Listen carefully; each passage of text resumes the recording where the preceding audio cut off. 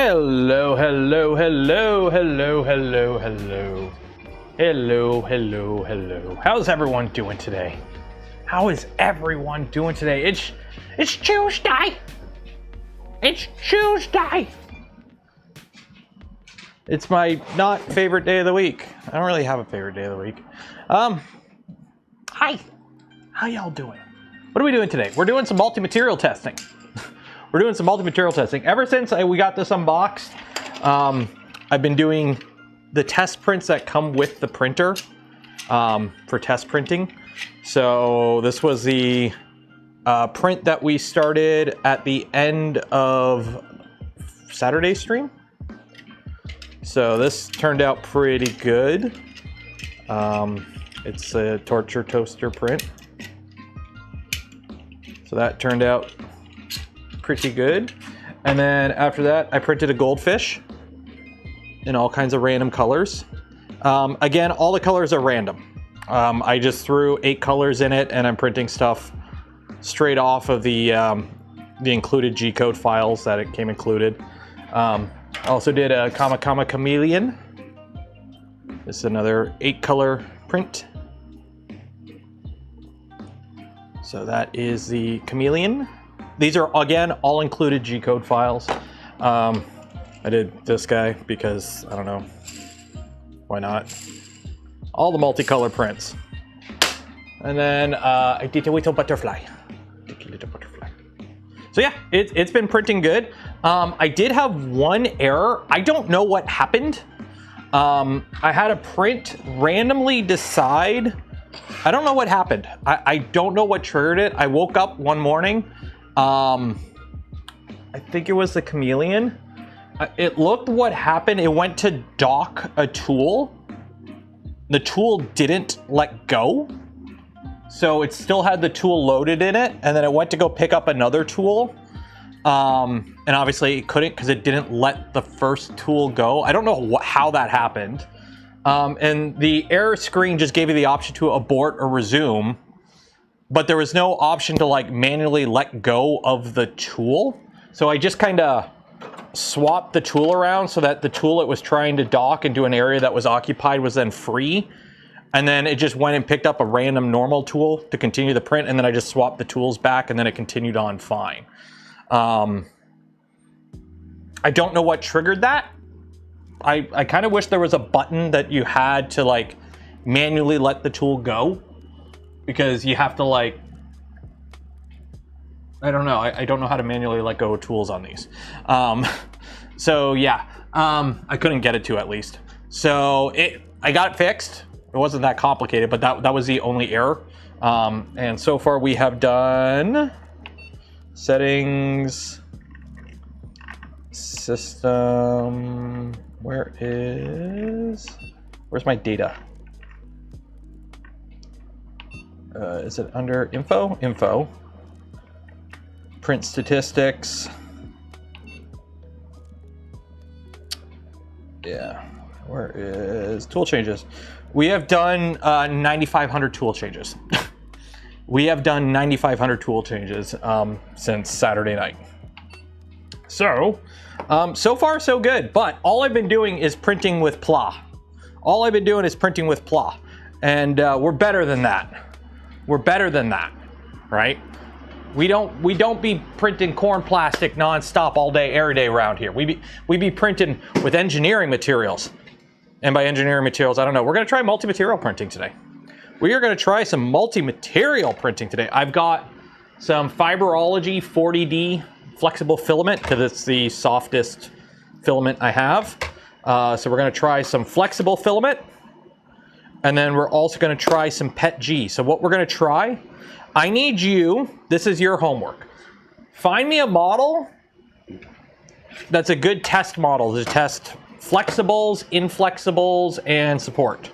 Because the idea is we've done this before where you print something with PLA supports, or PETG supports with a PLA print, one or the other, and then you have flexible as well. So we're going to try and do a multi-material print today.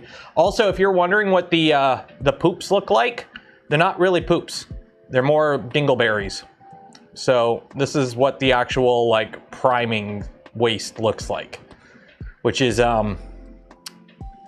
it's nothing. It's nothing. I got a whole bin of it over here.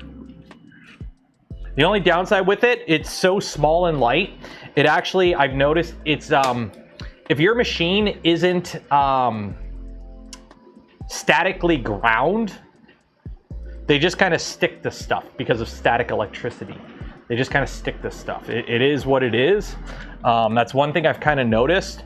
They're not really, every now and then one gets into the print area, but it hasn't really affected a print yet. But they're so small and light. If your printer is if you're in a dry area and it's staticky, they stick to like the walls of the bins and whatnot. So let's get this going. So I guess what we're gonna do is I gotta swap out. I've got some Jesse Premium Pet G. Why? I don't know. It's light blue and it was like on the top pile of my Pet Gs. And we got some Fiberology. So let's go ahead and swap these filaments out and get this movable feast underway. I guess we'll do tool 8 and 7. I like to use the last tool as my random filaments tool, I guess, is the proper way to say it. I don't know if that's the proper way to say it, but okay, so let's see. I've never unloaded filament out of here yet, so let's filament. Okay, unload filament, tool 8.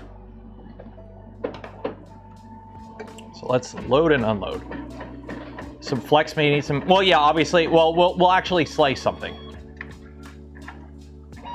Am I still 3D printing? Last time you saw me, I was 3D printing. Yeah, we tend to do a lot of 3D printing.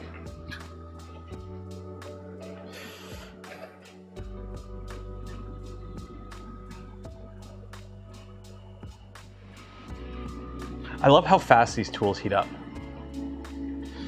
Andrew Rogers, $20. Cheers and appreciated for the Make Bind Multi-Fund. Woo! Okay, so that's unloaded. Okay. So now, let's also unload number 7. Unload filament. Unload number 7. Which I shouldn't have been using this filament. This is Noctua white. I didn't realize that this, or Noctua beige. I should probably be saving this filament because it's the Noctua filament. It's like, it's fancy, I want to save it. So.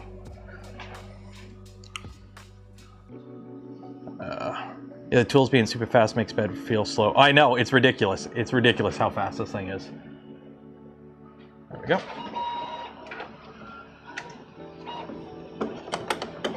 Okay. There we go. And by the way, these are the new spools of PRUSA that have the RFID in it, if you're into that sort of thing. Okay, so let's load some blue Pet G. Let's load some blue Pet G. This filament might be a little old and wet. I don't know. If I was smart, I would grab a brand new spool, but I don't know. So filament, load filament, tool number 7. And you are Pet G. So again, one of the downsides is there is no filament runout sensor at the tool head. So to load filament, you have to push it to the tool head, and then you have to manually hit the load button. None of this, like just push it in and then it detects and then it goes. You have to like manually hit the load button, which is a little annoying, but at the end of the day, it's not like a huge thing. It's, there you go. And then load filament number 8. So this is going to be flexible. I haven't put flexibles in this yet, so this should be interesting. So hopefully, yeah, it goes in fine. And this is, if you're wondering, this is, what is this? This is Fiberology FiberFlex 40D. So if you're wondering how soft it is, it's 40D.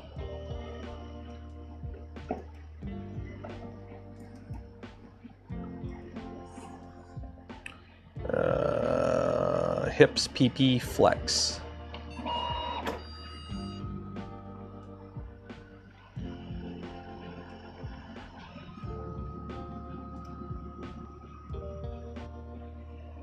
Okay, continue.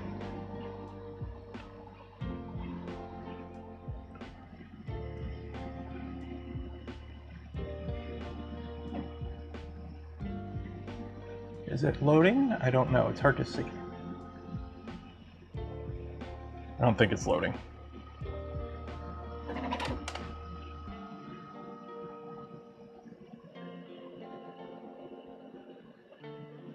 Filament's going in.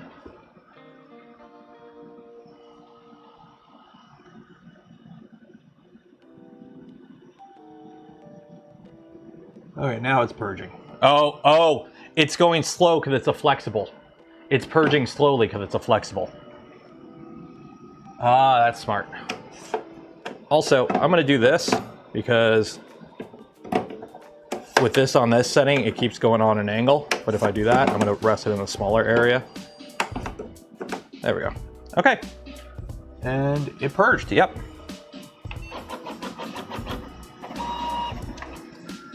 There we go. Okay, so let's print something, I guess. Let's print something, I guess.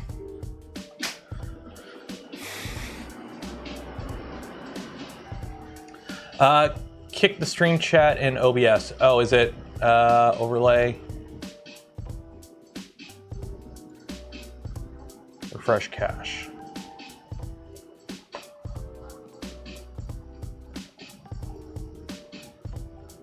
Is it working now?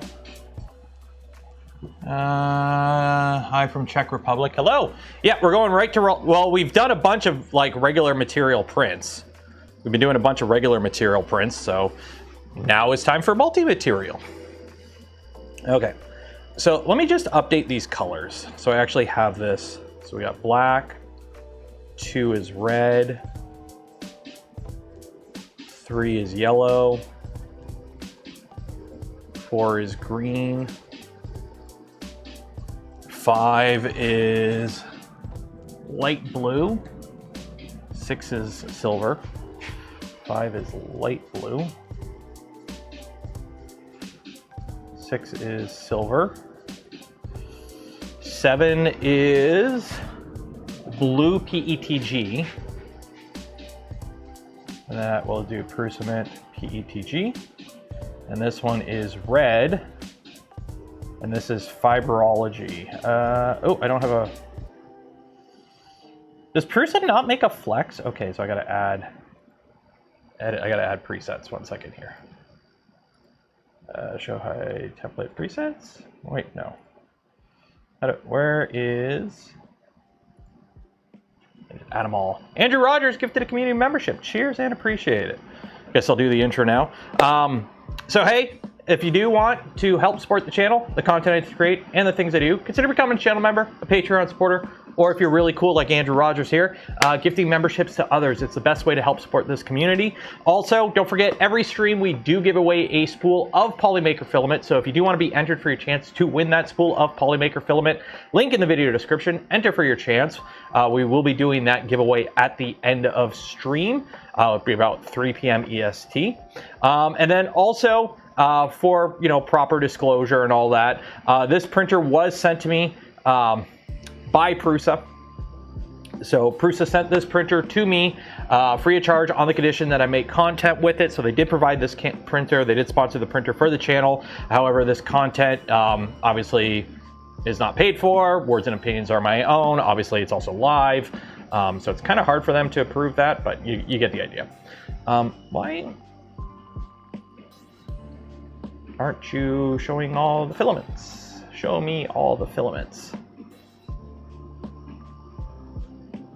TPU is still a work in progress. Well, we're gonna try it anyways. They also have a setting for virtual extruders color mixing. Okay, filaments. All. Yeah, they're are not compatible. Oh, so right now they only have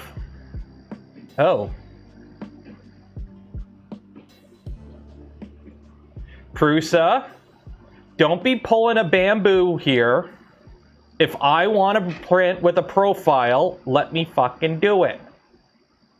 Don't be doing this nanny state bullshit. You're not bamboo, PRUSA. Don't be gatekeeping your profiles here. I don't like that.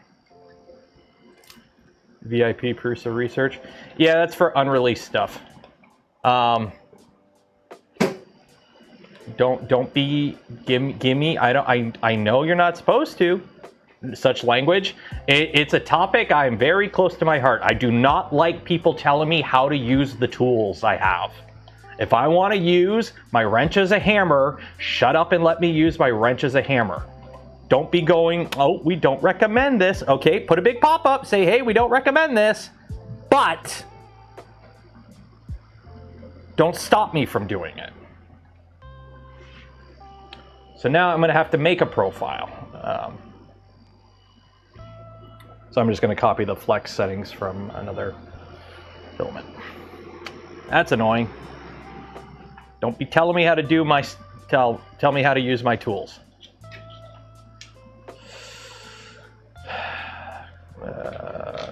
PRUSA Core 1.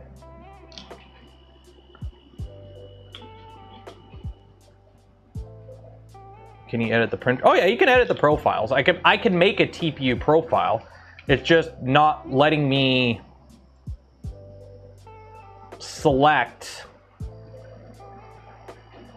a profile. Like it's just not letting me, like it's saying it's incompatible, so it's not loading it.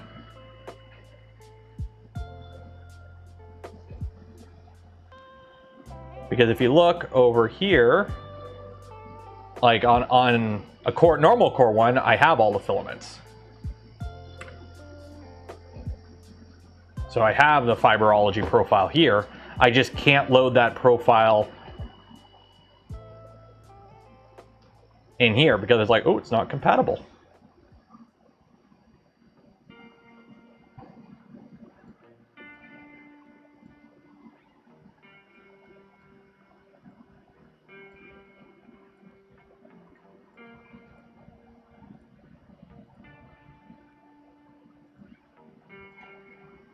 So yeah, it just won't let me.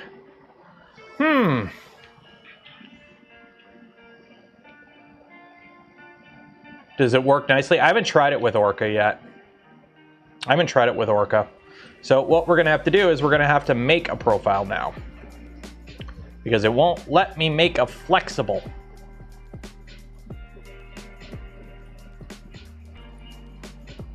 So.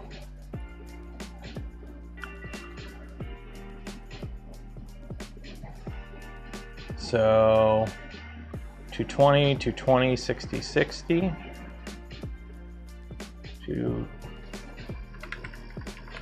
60, 60.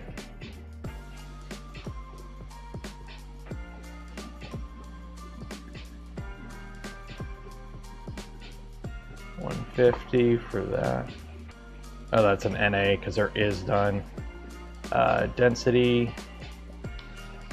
Extrusion multiplier is 1.1. Okay. Cooling, uniform cooling, 20, 60, 60, 5, 5. 20, 60, 60, 5, 5.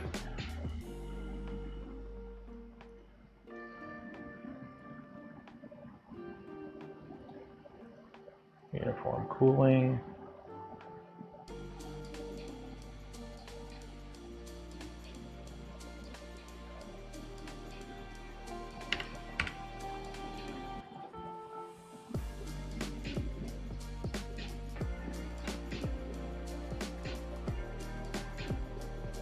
$115.15.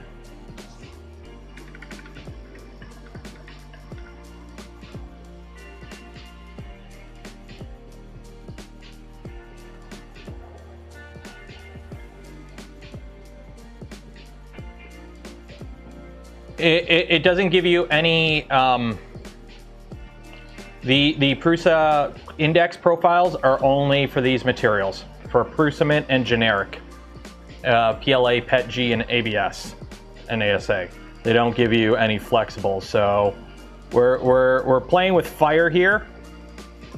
And by fire, I mean we're just testing out something that should be fine.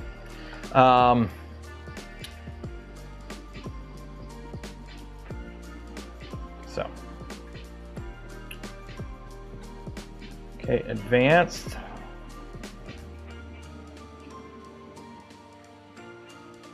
This is a flex.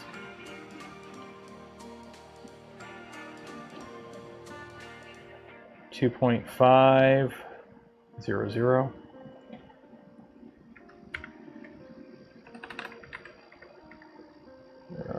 0.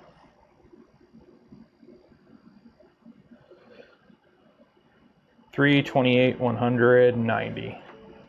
390. 10.9, 8.9.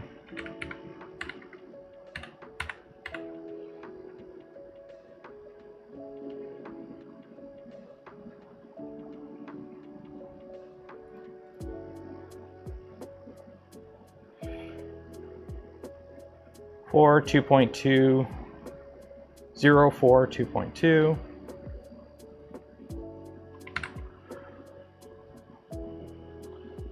3.4 20.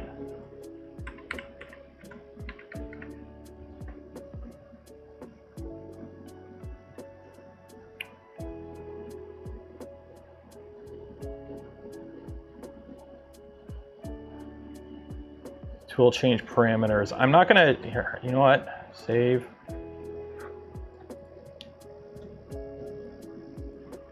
Flex.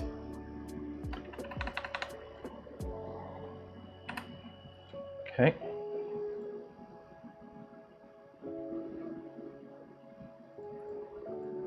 All right, that. So let me just, I just want to see. Okay, so it does have that 1830. Okay.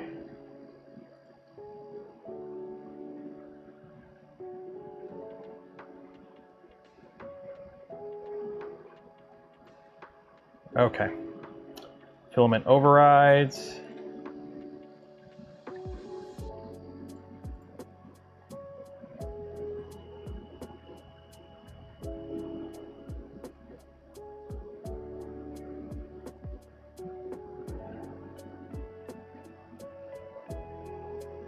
Okay, so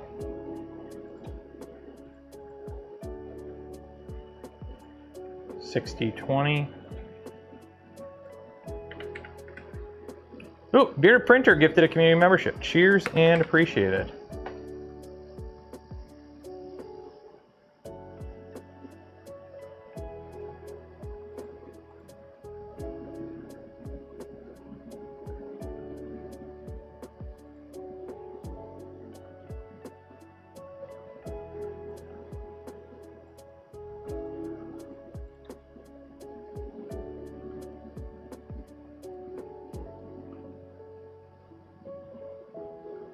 Custom G code.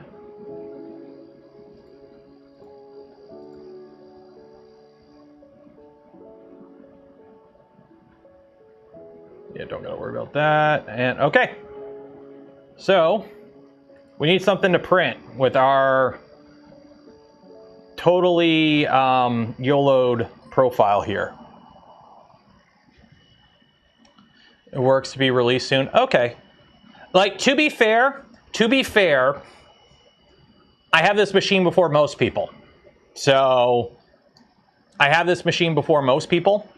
If you purchase one of these machines now, it won't show up until they probably will have profiles by then. I have this pretty early in the release cycle. Like, there's only been, the only firmware update for this has been the beta firmware is now release firmware. So this is still pretty new in the life cycle of the printer. So now we need something to print. So what are we gonna print? I asked you all to share stuff in the Discord and nobody shared anything. So we're gonna have to go look in. Let's see if we can find, I need a flexible print Printables. There's custom G code relating flex related to the extruder current.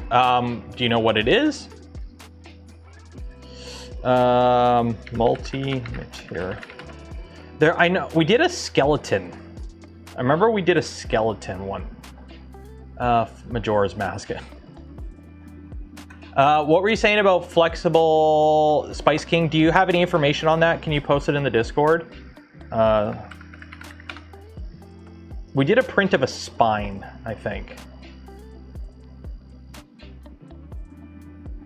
before.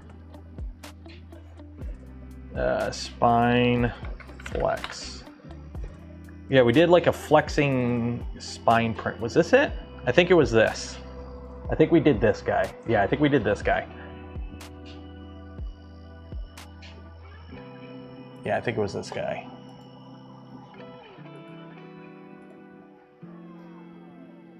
Well, if you... Flexible Majora's Mask. Well, share it.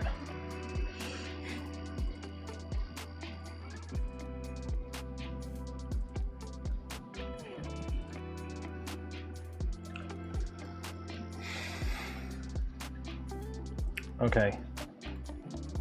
So that is going to be that. That is going to be that. And then I need support on build plate only.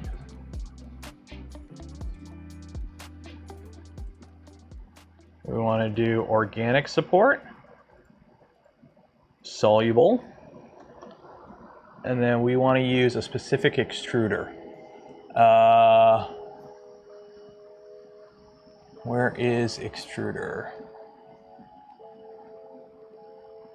Generate support. Support. Shoot, where is it? Raft layers. Pattern. Where is it? Where is it? Layers and perimeter.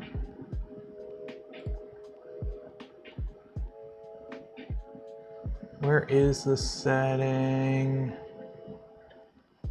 Is it in multiple? Oh, multiple extruders. There we go. Yeah. Support extruder. So we are going to print support in, let's print it in, let's do green. Let's do green. Do green.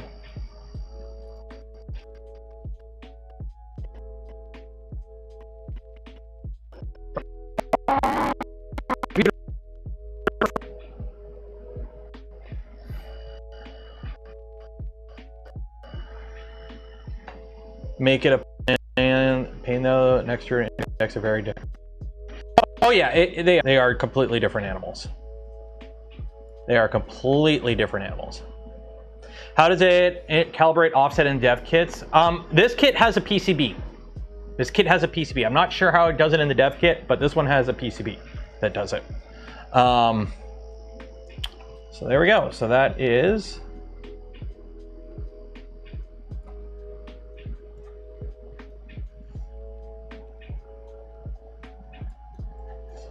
Why is it printing red there?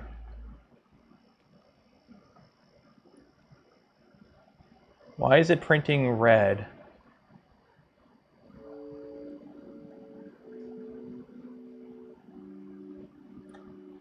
Filaments, multiple extruders, support material, raft interface extruder, 4.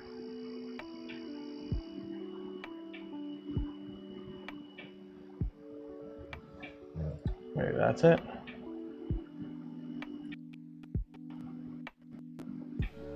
There's an option to disable that. Oh.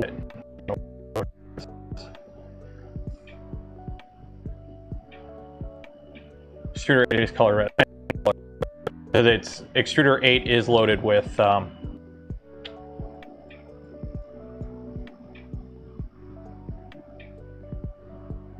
it's not dissolvable. I'm printing with PLA supports. There we go. Now we're good. Yeah. It was the it was this one, the interface layer. So because the bed temperature extruder is going to be extruder 4 as well, because it's PLA on the bed. The bed interface layer, you want to lock it to your support layer. Why is it? Sent me a DM. What is this? Okay, what is this? Filament TPU core 9, inherent percent core 1, min fan speed. Start filament G code. So that's what I gotta put.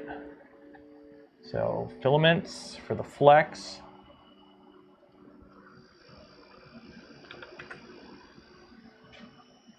I don't trust that. I'm just gonna leave it as is.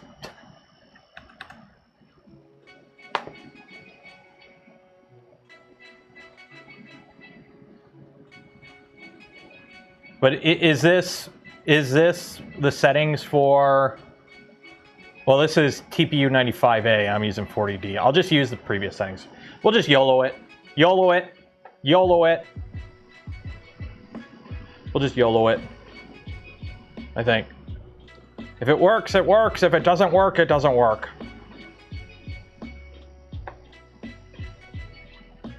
Okay. So, we haven't tried this before yet. So hopefully it works good. We shall find out. Send to connect. Dock awk. Off we go. If it lives, it lives. If it doesn't, it dies. Did you ever build an index printer? Yes, we're going to be putting index on a Trident. I have the Trident built. I'm just waiting on whenever I get around to getting an index kit from Bondtech, essentially. So.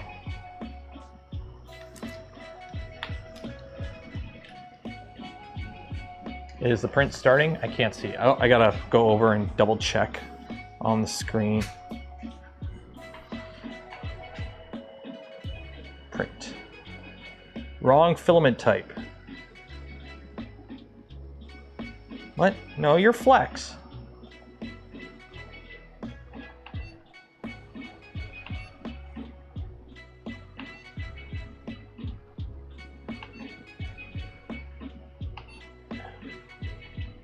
For some reason, it thinks tool 8 is PLA, but it's not. Print. Ignore.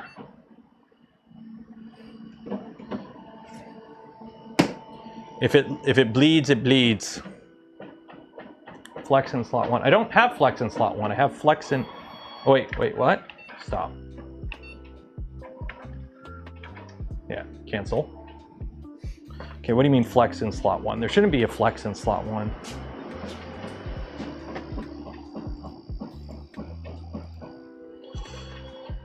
Yeah, flex is in slot 8. Yeah, there is no flex. Oh, I see. There we go. I see. I don't know why it decided to flip that. I see. Thank you for catching. Thank you for catching that.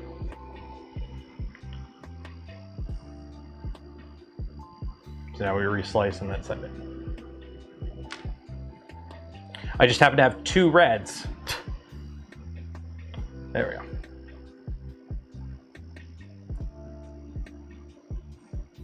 How long is this print going to take? 10 hours.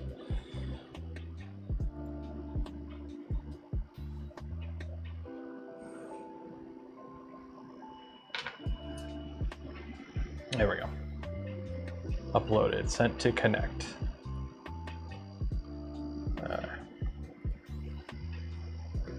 Download in progress. There we go.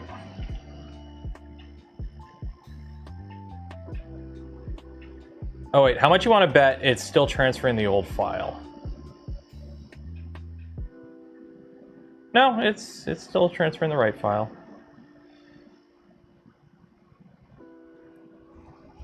The quality of index is built from MultiMaterial, but it does hold strong against other extruders with quality. I don't know. That seems pretty good quality to me in terms of multicolor.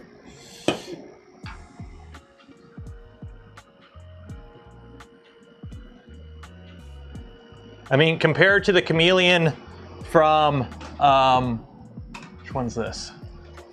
This one's Snapmaker U1, and this one is INDX.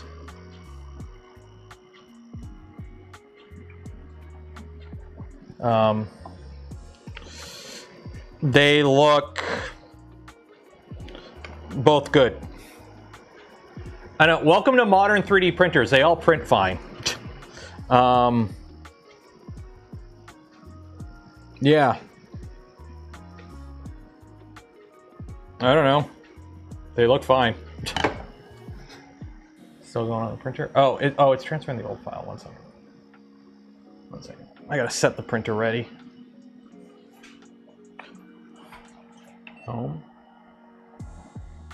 There we go. I'm like, why is it not telling me the temperature of the tool head? And it's like, oh, because there is no tool head to take a temperature of. Duh.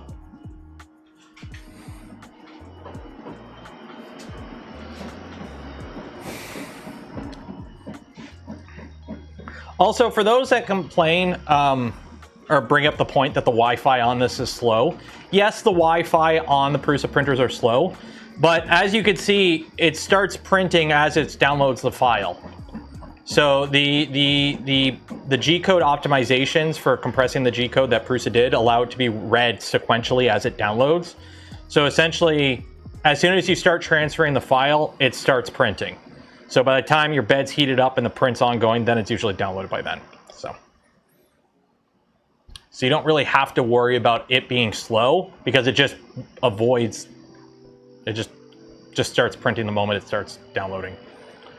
So it's more more suited for a tool changer, 2.4 Trident.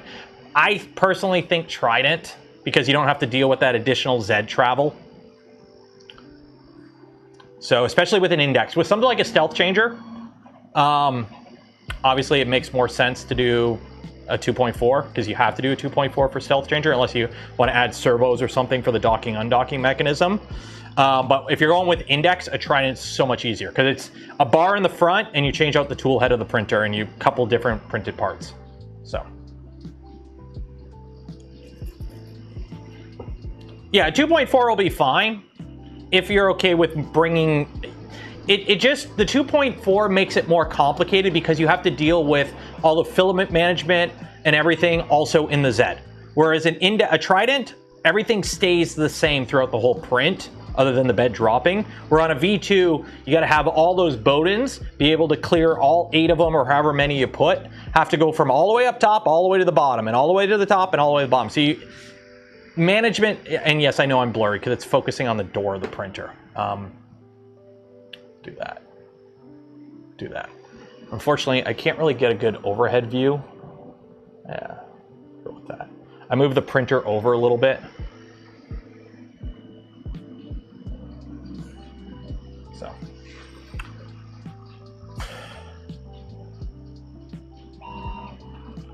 So it's more of it just makes it a more, it's not as elegant on a V2.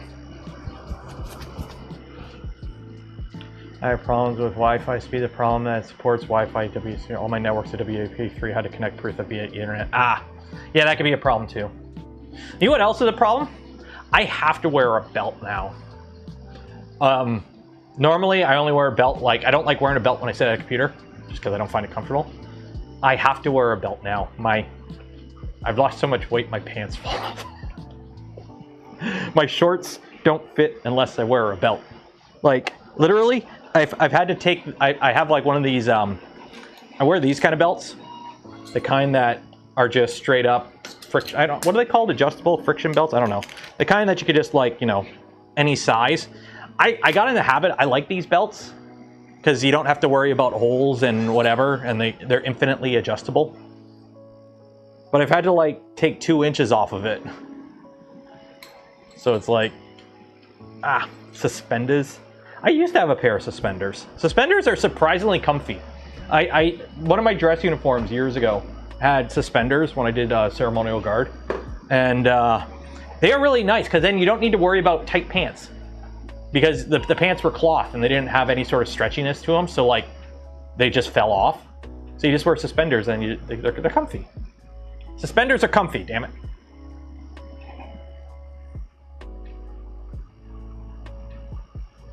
And it's your wardrobe twice after losing. Well, the plan is I have a bunch of jeans that I was gonna get rid of them in the spring, because I was like, okay, summer's coming. I'm gonna put the jeans into like the drawer of I'm not wearing these right now, and put the shorts out of that drawer into the I'm wearing these drawer. And there were a couple pairs of jeans that I'm like, these are a little tight on me. I should get rid of them. And they're like, let me hold off. So I might be okay with jeans. I might not have to buy jeans, but at the rate things are going, I'm gonna have to buy new shorts next summer if I keep this off over the winter. So the reverse index mod in the Discord. Let me take a look. Yeah. Oh yeah, the hard K thing. Yeah, I've seen it. It's really cool. The only thing I don't like is simply how, see all these Bowden tubes? You have to have enough room for all those Bowden tubes to have clearance at the top and at the bottom. So it just makes it spaghetti-y. It's like this thing's spaghetti. It is what it is. Wi-Fi speed doesn't impact yet. Yeah, the amount of data that transfers from the printer to your internet and back, or your network, while the printer is printing is like barely anything. It's just updates essentially. So.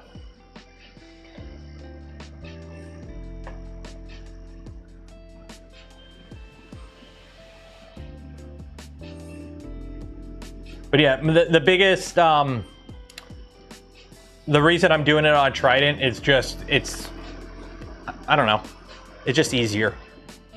Less things to mess around with. I got one poop got on the bed. I gotta fix that. One second. Tool offset failed. Oh. What do you mean tool offset? Oh, there's... Okay, retry. Tool offset calibration failed. Try again. There was like a little blob of filament on the PCB, maybe like a poop got squished or something. It's trying to calibrate the tool with the flexible in it, so we'll see in a second here.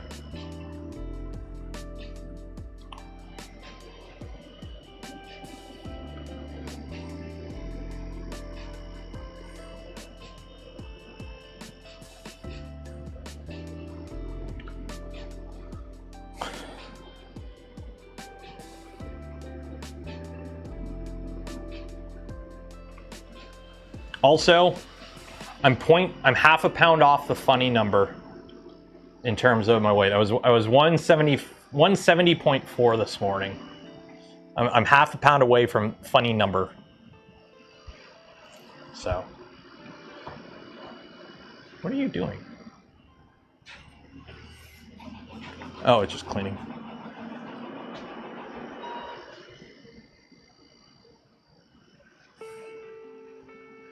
Do you need side fans, right? You don't really want space to put one on anything behind. Yeah, you won't have room. Like, see how like this has. Well, if you put the tools on the back, you have to reverse the tool head. So if you look at Hart's case, he has the index tool head mounted behind, because obviously it has to be, because it has to pick up the tools from behind. So yeah.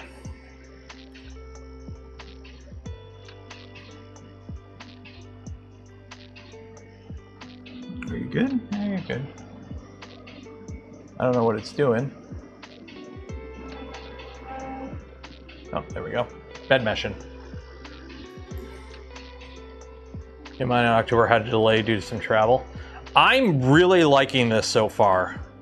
I'm very much a sucker for it just works, and so far it just works. I had one F-up that I was able to fix pretty easily. I don't know how it happened, and I wish I got it on video. So I'm kind of hoping it happens again. I kind of hope it doesn't happen again, but I'm hoping it does so I can actually record it. Because every now and then I do something and I'm like, wait, shit, I should have recorded that. I'm a YouTuber. So, But also, all these prints that I've done so far were based on the included G code. So I don't know what version of the slicer and settings it was using. So they might not be as optimized as current. So I don't know what happened. All I know is it went to dock a tool, but it didn't let go of the tool previously. So.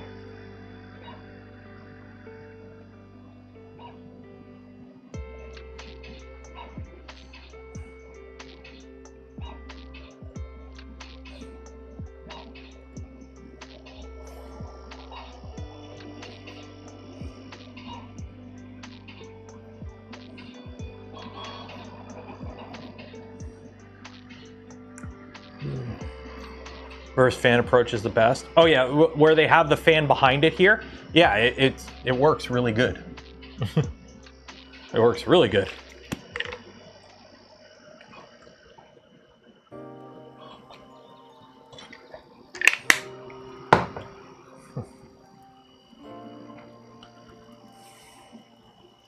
What's the height with the top down? I don't have my tape measure. Oh, I do.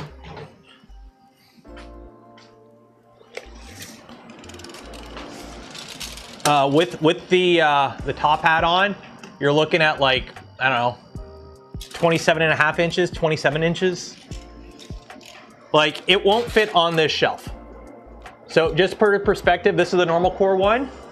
I need up to about here clearance. So it's gonna fit on this shelf. It's gonna live right here where this trident is. This trident's gonna go over here, the stealth changer is gonna go over there, and this guy's gonna live right here next to the Core 1L. Oh, speaking of Core 1L, Joe shared this morning. So if you're interested in Core 1L Plus with INDX, they have them internally at PRUSA. They're saying hopefully by the end of the year. That's what somebody in chat was saying on Saturday's stream. So, and one thing I've noticed is the spacing is more than the spacing on this guy, which leads me to believe that while it will be a bigger printer, it's still probably only going to be 8 tools. Which, if you kind of think about it, that makes sense, because where the hell are you going to put the spools? Like, the fact we already got 8 spools hanging off this printer, and the Core 1L, there isn't enough room to put like 6 and 6. So I think the Core 1L will just still be 8 tools. It'll just be a bigger printer. I'm sure somebody will figure out how to shove more tools in it in some aftermarket thing, but it does appear like it's going to be 8 tools as well, judging by the fact that the spacing is larger than this. So. Is the top cover automated? Yes, the top is automated. I have it open right now. It does have a little lever for opening and closing it. So it's automated the same as the Core 1 Pluses are, where it opens and closes it automatically with the tool head. So yes, it does open and close this vent automatically. I just have it open right now because 1, it is PLA, and 2, so I can get the overhead camera view, because that's really the only kind of way we can get a camera view on this, unfortunately. It's 8 tools on the Core 1L. That makes the most sense. Like, it's just filament management becomes the problem. Like, yeah, they probably could fit like 10, maybe 11 tools in there, but then you also have to find the spots now to put those extra spools. Whereas, like, this already has 8 spools hanging off of it. This has 8 kilograms of filament just hanging off the printer. Actually, it could have more than 8 kilograms. You could have 16 kilograms of filament hanging off your PRUSA Core 1 with INDX, and it's designed to handle that. So trying to put even more of that on the L, I kind of get why they're sticking with 8. Plus, everything is based around 8. It's a nice round number. I don't know if they could fit 12. 10 I could see, but 12... So, and you don't want to have an 11. Odd numbers are weird. U1 plus 6 tools. Well, I mean, this is the most tools on a tool change. Is there anyone else on the market right now selling a 3D printer with more than 8 tools? Sovol, the M1D from Sovol is 7. So there's a fixed tool head, and then an INDX tool head that can swap out 6 tools. So that's 1 plus 6, so that's 7 tools. Bamboo doesn't make a tool changer, so whatever. Creality has the Clitic system, or whatever the heck they're calling it. Same with the Infimec, is just a clone of this, so I don't count it as anything different. Yeah. I heard you lose a significant amount of bed space on the L with INDX. I'm not sure. I mean, the L and the Core 1 and the Core 1L are the same. Like, they're just bigger. Like, it's the same amount of over travel and everything, I believe. Because it's the same motion system. It's the exact same motion system in Toolhead. So...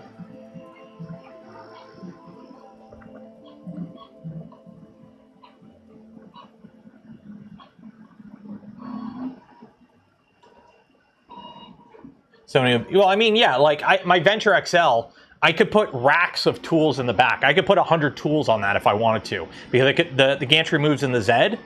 Or you could just have a turret that rotates with a bunch of different tools on it, and it'll just automatically switch to whatever tool. It's just a turret system. That's how CNC machines. If anyone's ever seen a CNC machine, they have turrets for the tool heads usually, or turrets for storing the tools.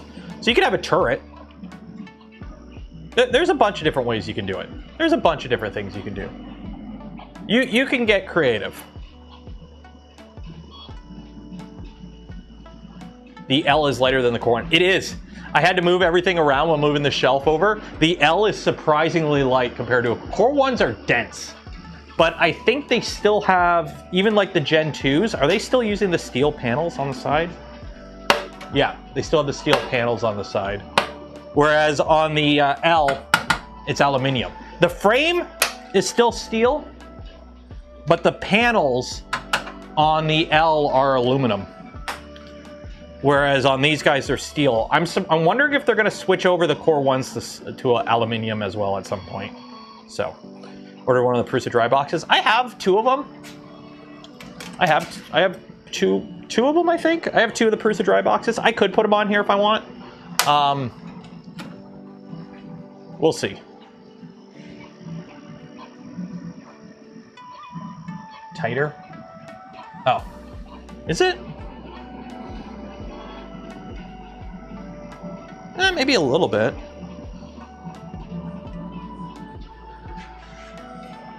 It seems about the same. Oh, I see with the dip. Yeah, the dip is not as pronounced. I see it. I'm sure they'll make it work. I'm sure they'll make it work. If they got to modify a side panel, they'll modify a side panel. They'll make it work.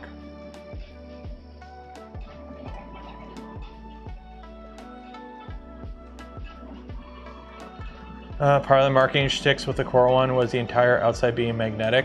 Lots of mods take advantage of it. Yeah. I mean, the frame is still steel. Like, this is all still steel on the Core 1L. It's just the panels themselves are aluminum, which makes sense. Core 1s are heavy. They are heavy. They're like 50 pounds. They're dense. They got some metal to them. Plus, the heavier they are, the more it costs to ship them. The more you have to worry about your employees who are moving them around all day. It's like, you know, that thing where you see the meme where, you know, you have a skinny lady at an airport and her bag weighs 51 pounds, and then you have a really fat guy at the airport and his bag weighs 49 pounds, but the woman gets overcharged because, and people are like, oh, it has nothing to do with the body weight of the person. It has to do with the person who has to load the weight in the plane. They are, you know, they can only move less than 50 pounds because they're moving weight all day, and if it's over 50 pounds, there's special equipment required, and you can get hurt if you're doing it blah, blah, blah. So they keep it under 50 because the people have to physically put these bags on the plane, and they don't want them picking up 100-pound bags all day. So that's why. H-Series bamboo is a hernia.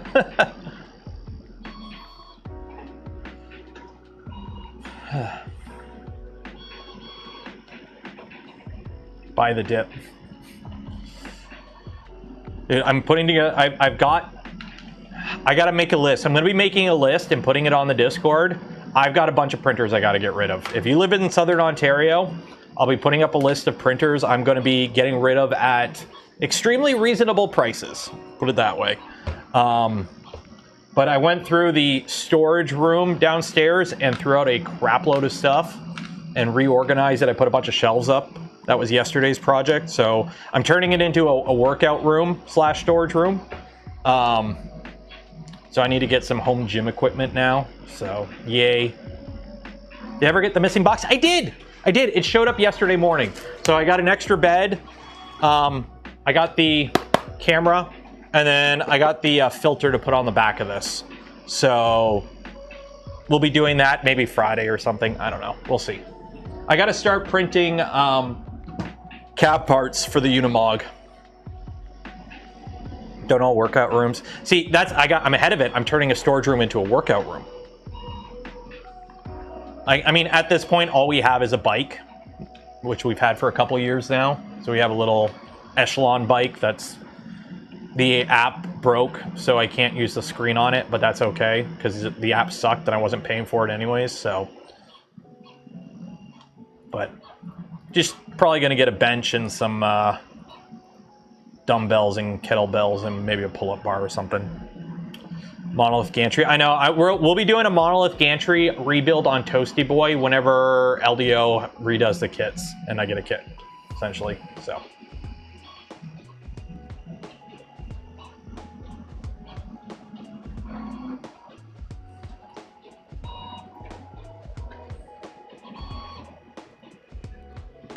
See Discord live stream chat link to Reddit post about supposed bamboo tool changer. Is that the, yeah, I've seen this. I've seen the patents. So one thing I don't like, this looks like an H2. So this looks like it's based on the H2 frame. So if you're wondering how big it's gonna be, it looks like it's based on the H2. The one thing I don't like is, one, it is very obviously like they have servos. Why is that a servo to lift it up and put it down? Cool. Hello. Original design. Do not steal. A totally original design here at Great Bamboo. We have made an original design. Also, this is stupid. Okay. You have a 10 tool changer that you can only use 1 kilogram spools on, and they're only 1 kilogram spools that fit in Bamboo system. If you want to use 2 kilogram spools, if you want to use half kilogram spools, we know how Bamboo supporting AMS is, and if you've ever used an AMS, how picky they can be with filaments. If you have cardboard spools, they get chewed up in this thing. This is just complications. This just makes it complicated for everyone who doesn't buy Bamboo filament, which I don't like. Because, like, this is a big printer. This is a big printer. This looks like it's going to be, this is a big printer. This is going to be like a 330 printer. Why are you feeding it 1 kilogram spools? If your printer is over 300 millimeters, if you sell a printer over 3 millimeters or 300 millimeters in XY, and your spool holder only supports 1 kilogram spools, you're lazy as a company, and that's a stupid thing. Fix it, okay? If your printer is over 300 millimeters cubed, it has to support bigger than 1 kilogram spools. I'm sorry. I'm sorry. You need to. 1 kilogram spools are not big enough to feed a 350. And then also, Lord helps you if you want to put this on a rack like I have behind me here. Because you see all these individual feed lines? So that means if you want to have this off-site, like off the printer, you need to have 10 separate PTFE tubes running all the way from wherever you end up putting it to the printer itself. So it just looks really, this whole top hat thing just looks like it's a complicated mess. As for the tools and the tool changer, we know it'll work because it's going to be working just the same as the INDX because it's an obviously heavily inspired by INDX solution. So we know it'll work because it's working right now. But this whole top hat thing just looks like, what is this marble run bullshit? That's just making it complicated for the sake of making it complicated. So. Form next in Frankfurt? Well, yeah. Yeah, it'll be Frankfurt because Bamboo doesn't show up for any Rep Fests. They only announce stuff at the big international industry shows. One day Bamboo will actually show up for a Rep Fest. Is that the vortex nozzle? Is that the vortex nozzle? I have no idea. I've never actually looked at the vortex nozzle in person. Is that a vortex? I guess so. Is it? Does it have a heater? Oh, it does have a heater in it. So it is the vortex nozzle. Okay. Yeah. I mean, hey, good on them for not coming out with a brand new hot end for their new printer. I know that. I knew that took a lot of restraint. New camera or lost weight? I've lost weight. I'm down over 25 pounds in the past 3 months. I went for a 5K run this morning, and I broke my 5K best time.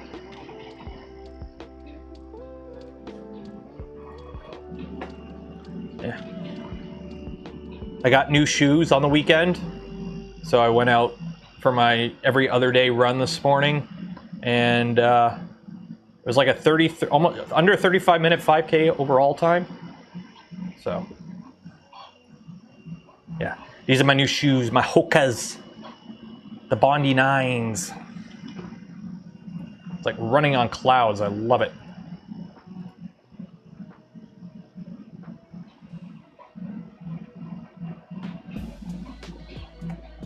Shoes make you faster. I mean, it's not that they make you faster. I'm sure, okay, at a level far beyond my level, yes, shoes probably do make you faster. And they do make you faster, obviously. Olympic people can confirm that. However, at the level I'm at, it's just, they make my feet hurt less so I can run longer. So I can run a little bit faster before my feet hurt too much. Because I remember back when I used to run, when I did army stuff, I got bad shin splints. Like my calves and my shins and my knees would hurt after runs. And now having proper running shoes, oh my God, it's like the muscles hurt because the muscles are actually being worked out because I'm actually able to run long enough to actually work out the muscles. Just print my own. I have a pair of 3D printed shoes. They do not hold up for that. Less shin knee damage too. Yep.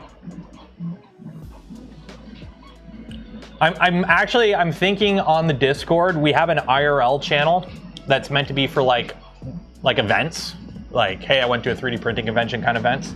I'm probably gonna split that channel out to be the IRL event channel, and then I don't know, I'll call it like self-improvement channel or something, so that there is an actual channel for it. Because there's some other people doing some self-improvement stuff on the Discord, so I figure having a dedicated channel for it is a good idea. Shin splint sucks. Yeah. Highland dancing. My cousin used to do that.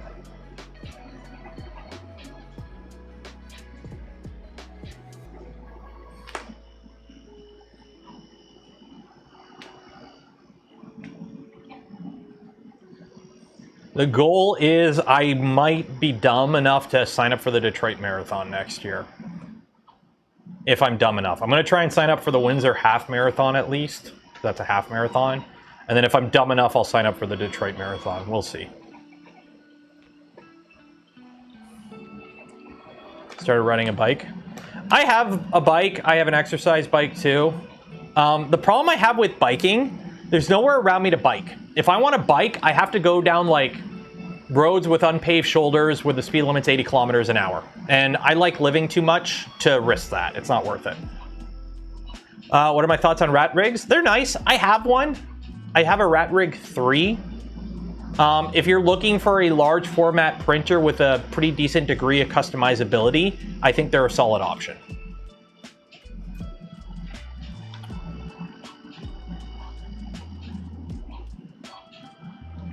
Sponsor of the channel was a spool filament every month for one with screenshot of most running.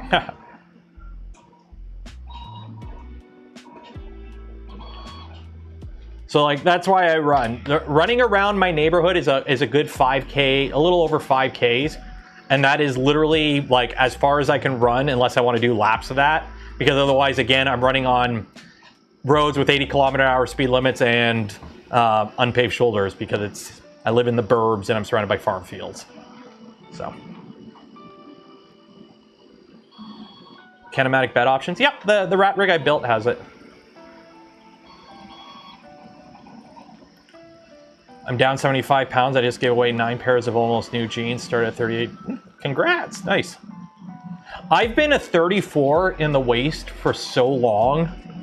And now it's like, these are 34s. And if I take my belt off, they literally like, I'm so gangster, my pants are around my knees. Like, they just go whoop. It's hilarious. I'm like, damn. So, I don't know. The goal is there a high school? There is a high school with a track, but running around a track is boring. I'd rather run around my neighborhood and like on the sidewalks and whatnot, because there's actually stuff to look at. And plus you get that little dopamine high of, I know where the halfway point is and I know when I have a kilometer left. And I get that little mental dopamine kick of like, yeah, I'm over halfway there. Like today, I ran it backwards. Normally I run in a certain route, but the way I run, I normally run in the afternoon. Or I've started running in the afternoons. But now it's like, well, my wife's at work in the afternoons this week, so I have to run in the morning. And so if I run in the morning, my normal route has one long stretch where you're either running into the sun or with the sun at your back. So I ran it backwards this morning, and it was crazy how different it felt. Just running the same thing I've been running for the past week, just the other way. So.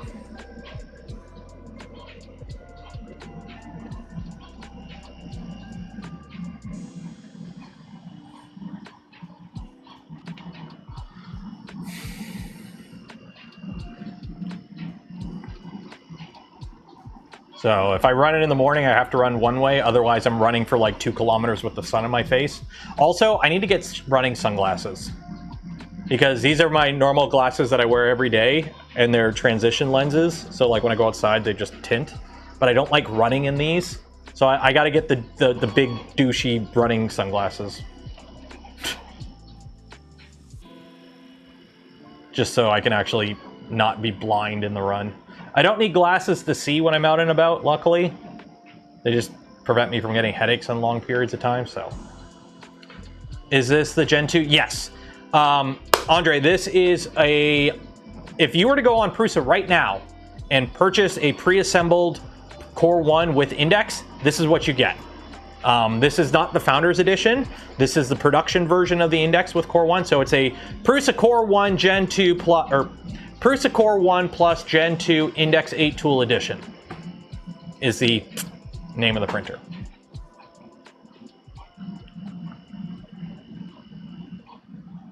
How is the XY layer lines from nozzle to nozzle? Behold fish. Regard the fish.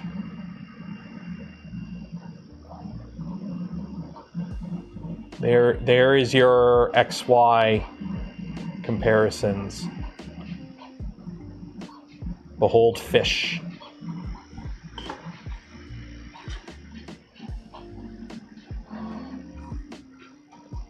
Yes, mine is unique because I don't have the orange plus. So I have if this was a coin, this is a misprint. So this is a rare card. I'm gonna get this PSA graded. Because this is a rare edition of the PRUSA Core 1. I think, let me check. I know who else has a Core 1. Yeah, damn it, it's not rare. Stefan's is the same too. Stefan has the white as well. Dang it, I thought I had a rare one. Stefan has the white plus too. So. The Gen 2s, it's supposed to be orange for the plus. That's how you know it's a Gen 2.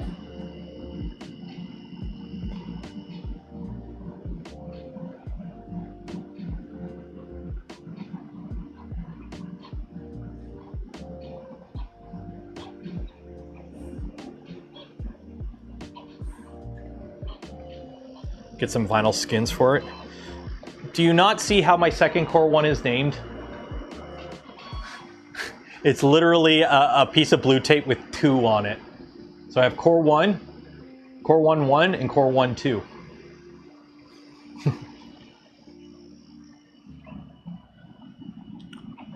So the PLA and PET G is going down really good. So it's going to be interesting to see how the Tapu handles it. Change it, rock me through the steps of changing the filament per nozzle. Okay, you go to the little screen, you go unload filament, you pick your nozzle, it picks up the tool, it heats it up, it unloads the filament, and then you pull the filament out like you would on a normal, like an extruder base core one. So unloading is the same, you just have to wait for it to pick up the tool and heat it up, which takes like 10 seconds because it's inductive and it's awesome. And then to load filament, you hit load on the screen, you select which tool, obviously, hopefully it's an empty tool. It'll pick up the tool, it'll heat it up, and it'll ask to hit confirm once filament's at the tool head. So you push the filament in, you push it all the way to the tool head, and it stops because you bottomed it out essentially on the gears, and then you hit confirm, and then it sucks the filament in and loads it. So unfortunately, unlike these ones with the extruder, there is no filament runout sensor in the tool head itself. It's in here, because I don't think there's enough end stops for all of them. But anyways, so normally these, you push filament in and then it picks it up, it detects it at the tool head and starts sucking it in automatically. This, you have to hit a button instead, which honestly isn't that big of a deal. You're gonna be standing in front of it anyways, loading and unloading the filaments anyways. 6, 7. So yeah. So it's basically the same as a normal core one, only you have to push a button instead of it doing it one step automatically. It's not a huge deal. There is a mod to put auto loaders on the side here, where you put the filament in and you push down a button and it'll automatically feed it to the tool head. We might do that in the future, but I'll be honest, I don't really have a problem pushing filament through a tube. I don't know.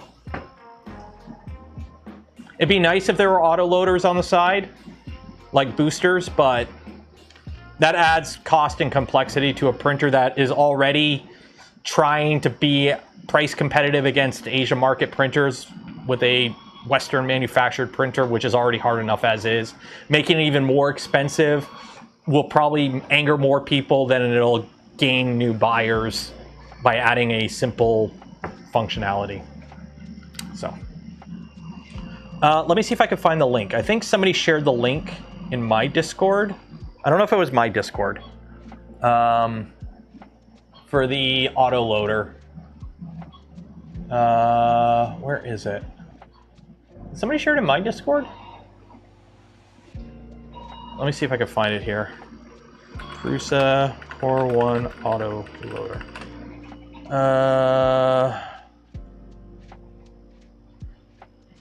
No. Index loader. Yeah, this guy. So what you do is you put the filament in and then you just kind of push the button and it'll automatically kick the filament to the tool head. So you build one of these, put it on each side of the printer and send it.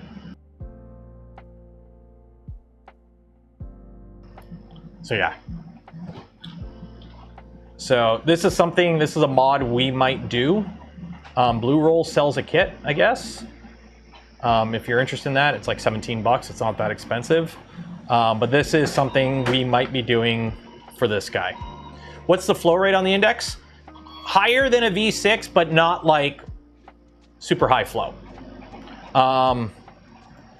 Let's take a look here. So in here, with normal filament, flow rate, advanced. Where's flow rate?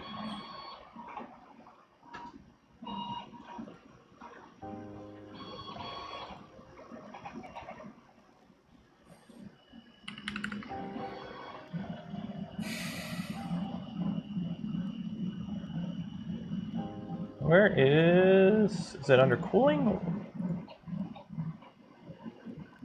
Where's max flow rate? Multi-tool ramming flow.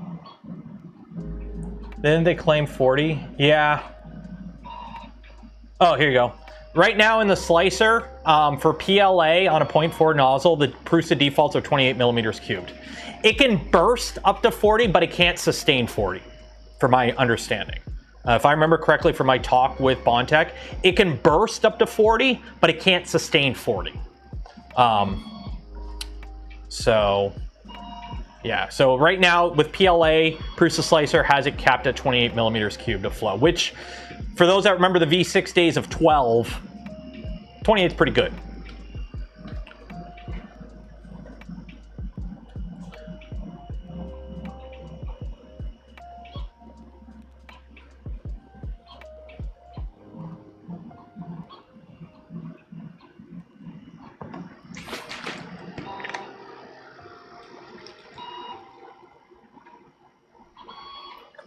Oh, we are printing TPU. It is printing TPU. You got some red TPU there.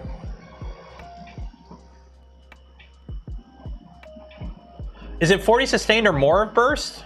Okay, then maybe I had it backwards then. But you never want to run at the max. Remember, you always want to leave a margin. You always want to leave a margin because you never know. You don't want to be running at the limit. You don't want to be running at the limit. Oh, my wife's leaving for work. I'm like, what is that noise? My wife's car turning on. You never want to be at the limit. Being at the limit is a good way to accidentally go over the limit. And you don't want to go over the limit.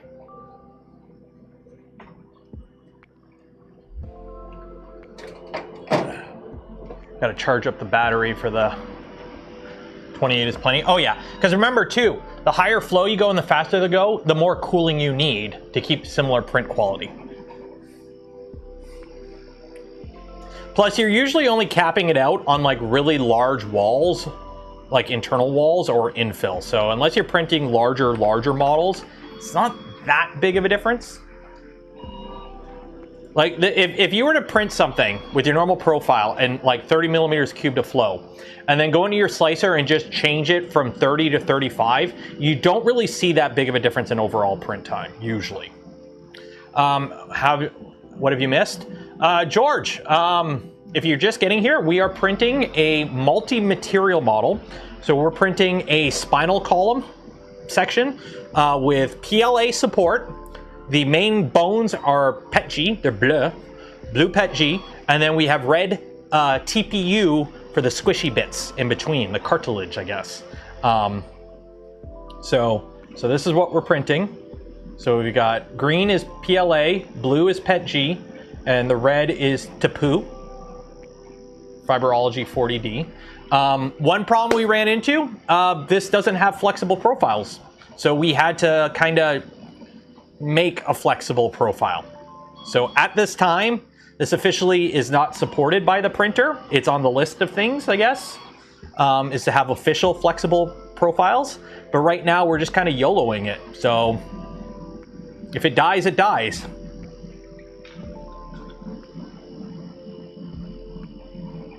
Yeah, we printed this on I did this on the, I want to say the Creator 5. Yes, we printed this on the Creator 5. And if I remember correctly, this is about the same amount of time for the print compared to the Creator 5. This might be a little bit faster. I remember the Creator 5 being around 12 hours, and this is saying 10.5, so we'll see. But it's basically the same settings if I remember correctly.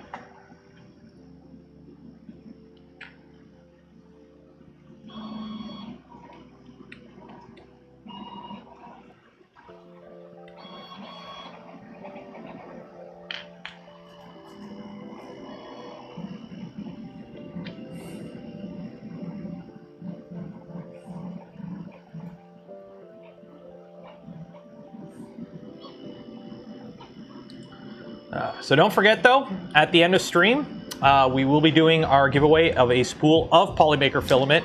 Link in the video description, enter for your chance. While you're down there, don't forget to like the smash button, ring the bell, subscribe if you're not subscribed, and if you want to help support the channel, the content I create and the things I do, consider becoming a channel member, a Patreon supporter, or if you're really cool, gifting memberships to others. It's the best way to support the channel, help support things, keep the lights on, and also if you are a channel member, don't forget, not tomorrow, but Thursday, there will be a channel member stream.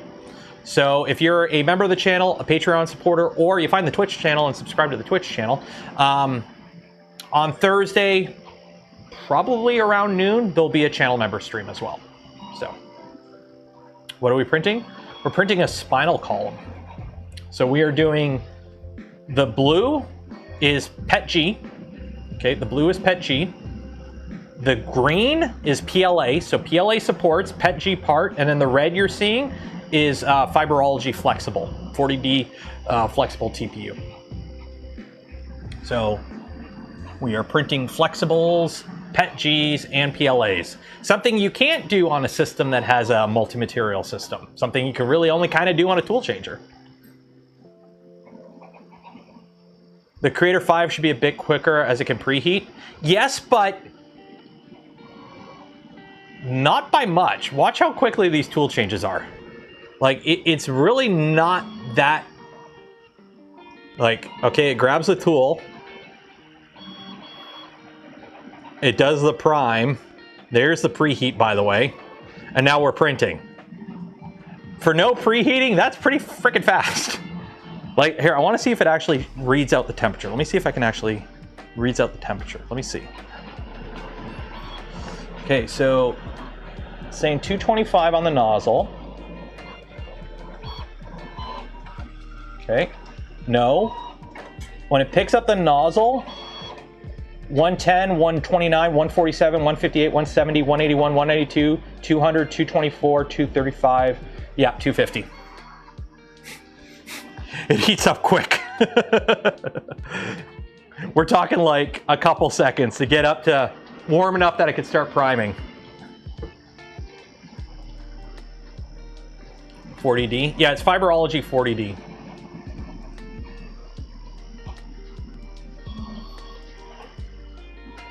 And again, I showed them off at the beginning of the stream. I might have a couple, yeah. If you're wondering how big the little prime pellets are, there's one.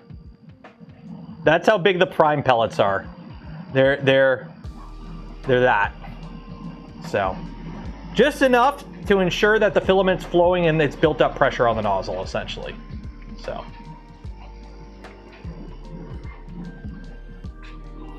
And while it's doing that, I'm going to break down all these stupid boxes that I have here.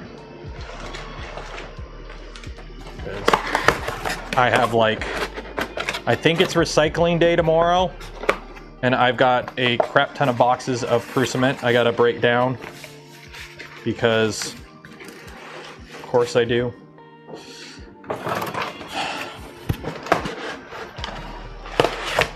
Did you show the putting the hours in print? Did you show the putting the hours in what? Did you show of the putting the hours in prints? What?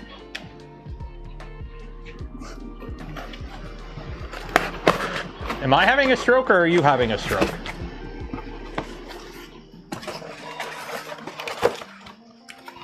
Oh, the slicer ETA. Oh, the slicer ETA.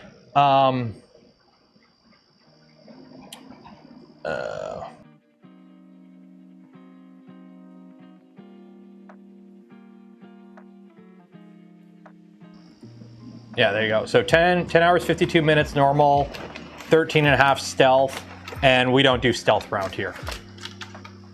Forgot when I turned the camera off, you can't hear me. There's something printy about this printer. Yeah, it's printing printily. The printer is printing printily.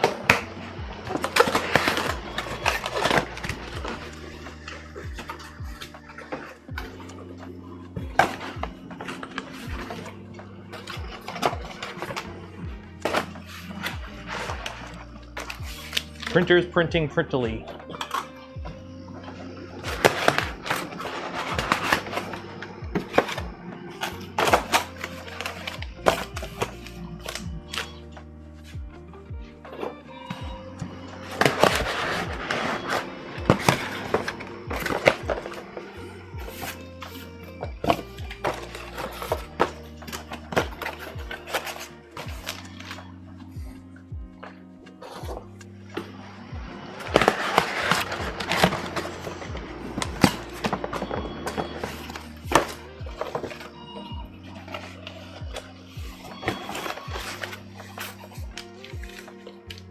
So a Rev 1. This isn't a Rev 1. This is technically Rev 2, because the Founders Editions would be Revision 1, right? I mean, we have over 10,000 filament changes on this already, pretty much. I've done multiple prints. I've had one F-up where it just didn't dock the tool for some reason, and I don't know how it did that, but I was able to fix it quite easily and then resume the print. If you want an 8-tool tool changer 3D printer, I don't think you can go wrong with this right now. The Founder, if you had asked me about a Founders Edition, I would have been a little bit more hesitant, but I think we're good to go now. Bearded Printer gifted a community membership. Cheers, Bearded Printer. What are we printing? We're printing a spine. We're doing a multicolor, multi-material print. So the green you're seeing is PLA support. So we're printing PLA support with a PETG print with TPU flexible inserts. So we're doing a little bit of everything right now. Okay, I'm gonna go throw this outside in the recycling bin. 1 minute. Uno momento, por favor. Open the garage door.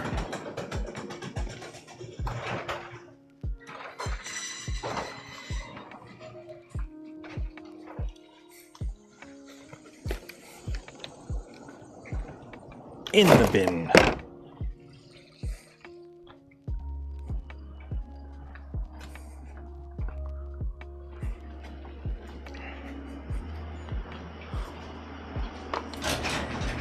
Ever tell you it's nice that I actually have room that I can just walk outside now? It is so nice just being able to open the garage door and just walk out now. I am enjoying the Index. It is going really good right now. You know, it doesn't have any flexible profiles and it's not officially supported yet. It's printing flexibles pretty good so far. Can it be done on a dual nozzle printer? Oh yeah, you could do it on a dual nozzle printer. Just be aware, you're only going to be able to do 2. So your support material is going to be the same material probably as the bone itself. So you'll have to print with traditional supports. Instead of, we're doing the trick where we're using PLA supports on PETG with 0 interface layer. So it's 0, right across. So that way it should just peel right off, which I've done that multiple times before.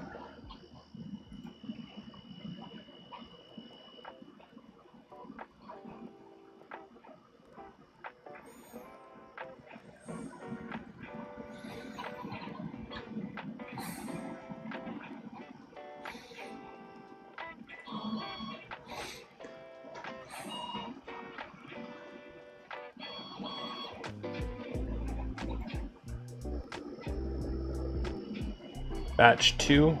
How many batches are they up to?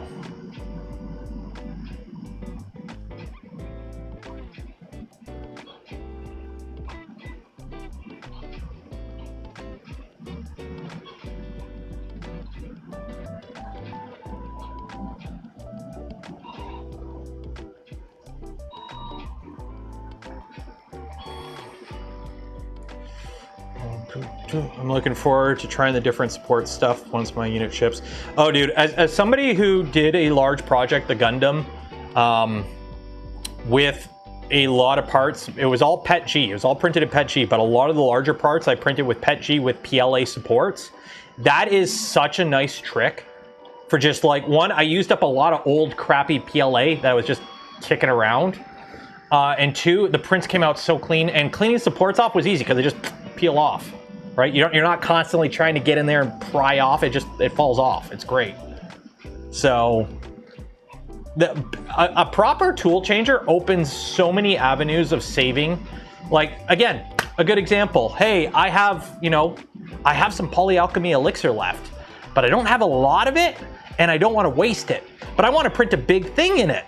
So what I can do, I can print it where the outer layers, just the walls, are the fancy material that I don't want to waste. The support material is something else. And then the infill is just regular PLA because it's infill, it's inside the print.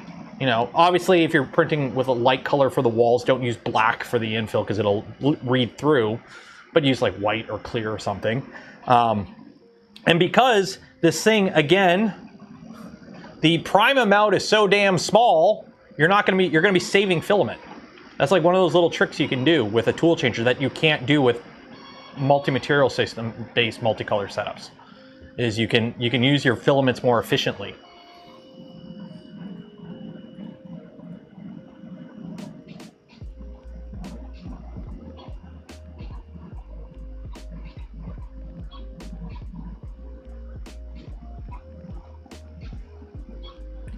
Batch 6. How many batches are they up to? PRUSA, Core, 1, Index. And remember, if you are interested in purchasing this printer from PRUSA or a kit, if you want to buy the upgrade kit to turn your normal Core 1 into an Index, they sell a kit to upgrade it because it's PRUSA and they're awesome like that. If you do want to purchase that stuff, I do have an affiliate link with PRUSA below. Unfortunately, you won't be saving any extra money going with the affiliate link, but you will help support the channel at no additional cost to you. So check it out and appreciate it.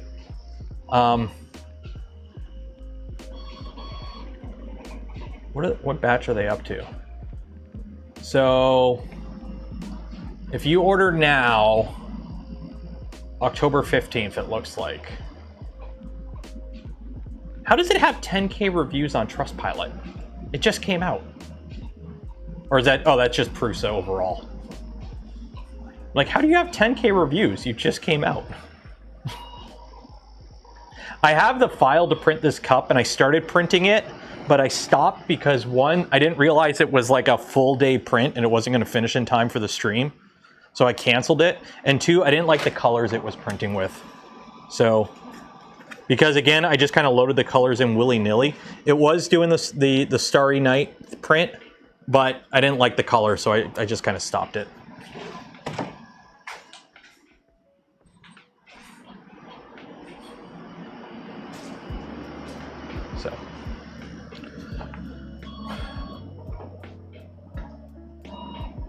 Does Bondtech? I don't know. I haven't spoken to Bondtech in a bit.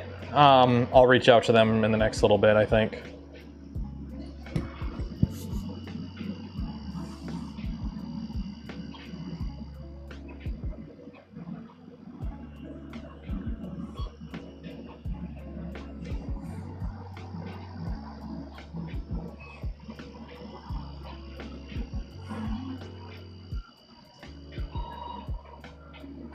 Yeah, the whole nozzle gate thing, don't get me wrong, it does suck. The marketing misled people in terms of how hard they thought the nozzles were. But as somebody who didn't follow the marketing, because, I don't know, I just talked to them directly, it doesn't change my opinion on it at all. For my use case, it has no change in my opinion. Again, I haven't printed any filled filaments on this yet, and I probably won't do it much, if at all. So I have dedicated machines for my abrasive materials. I'm not going to do it on my tool changer unless I absolutely have to.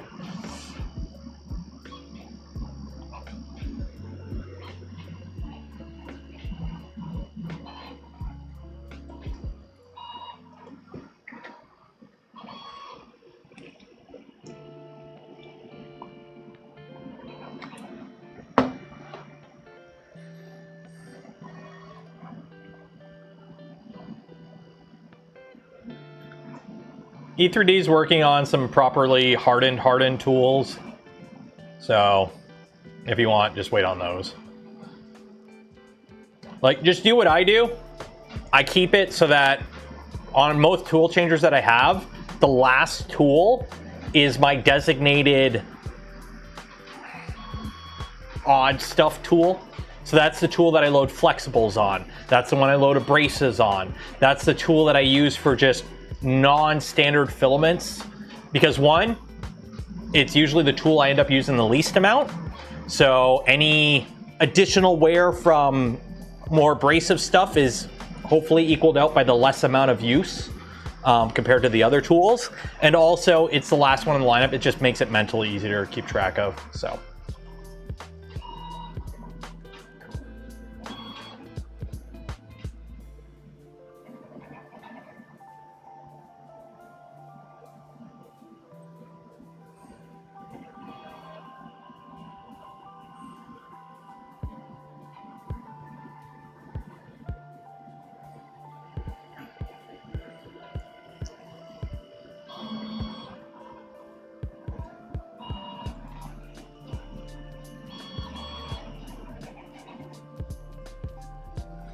End of August, September. Okay. Aren't they just coatings as well? Basically, but it's a different style of coating. It's a different style of coating. There's different ways of doing coatings on nozzles. Believe me, there's all kinds of different. If it doesn't wear, it doesn't wear. Well, under normal filament use cases, you'll probably, unless you print an absolute boatload of filament, and especially with 8 tools, you're spreading the wear out among all the different tools usually. Remember, the nozzles are steel. They're steel nozzles with a coating on it. When I got into 3D printing, your options for printing were brass nozzles, steel nozzles, or really overpriced ruby nozzles that ended up sucking half the time. So I've printed for years on steel nozzles, abrasive materials. Never been an issue. Now we have fancy tungsten nozzles. We have diamondback nozzles. They're crazy with their wear resistance. But you have to be able to print so much to actually take advantage of them. And I guarantee you most people don't. So, like, I have tungsten nozzles in the Venture XL. I've got tungsten in, one of these core ones has a diamondback. The other one has a tungsten nozzle. Guess what? They both print fine, and I've never noticed any issues with either. So, yeah, the Index nozzles, nitrocarburized steel, 30 to 32 Rockwell. Harlan wore through at 100 grams of Ultra Glow. Ultra Glow isn't normal filament, okay? You want to know how PRUSA makes Ultra Glow? They use it to decommission their production lines. When they have a production machine making filament that's end of life and it's about to die, they make it bake Ultra Glow because Ultra Glow kills the machine that makes the filament. It blows out the hardened steel nozzles that they use for extruding the filament. Okay, Ultra Glow is so bad it kills the machines that make it. It is not normal filament. It is not fit for this planet.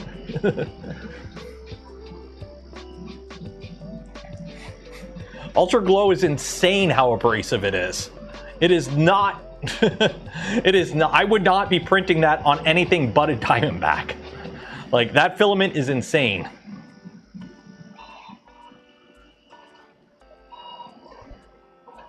Like, I wouldn't put it on a normal machine because I'd be worried about it destroying my extruder gears and every piece of Bowden tube in that machine.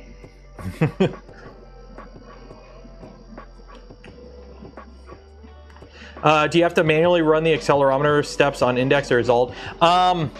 Niku, this machine came pre-calibrated out of the box. The only thing I had to calibrate on this machine was the location of the purge bucket wiper.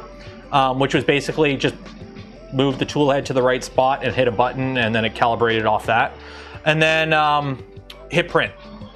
Before every print, it does pick up every tool involved in the print and does an auto calibration for XYZ offsets. It has a little PCB that does it. So the more tools you're printing with, the longer that process takes because it recalibrates before every print. So yes, it takes a little bit more time, but that ensures that every print you're calibrated properly if something shifted between prints.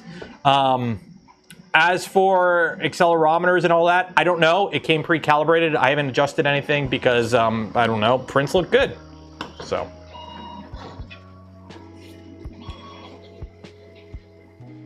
Yeah, you don't need to run input shaper in front of every print. And this came pre-calibrated out of the box, and I'm looking at no issues on the prints, so I do believe we are good.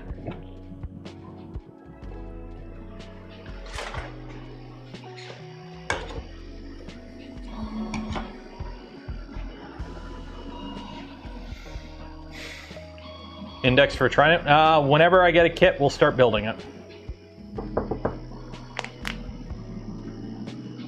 Yeah, Ultra Glow is like not normal use case. I expect Ultra Glow to kill any nozzle eventually. It's insane. But PRUSA did say they did run like 10 kilograms of CF PET G through the nozzle, and they didn't notice any discernible wear. So 10 kilograms of CF PET G, I'm fine.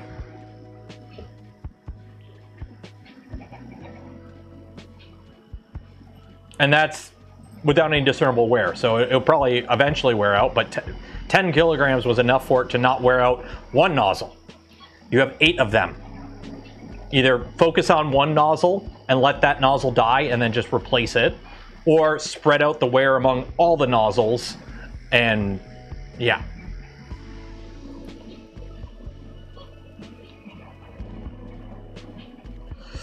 Christy, I've spoken about it at length.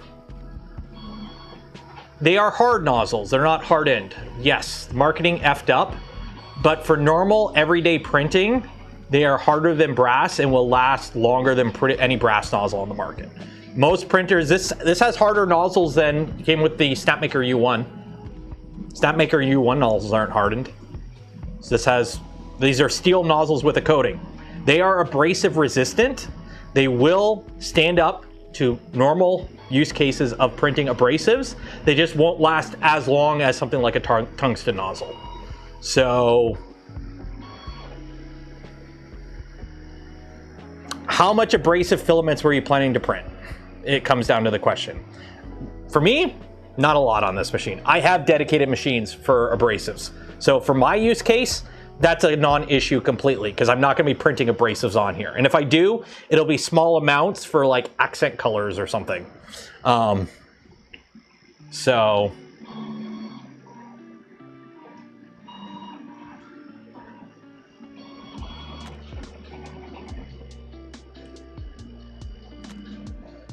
what is more abrasive, carbon fiber or glass? I'm pretty sure glass, at least based on my mold making days.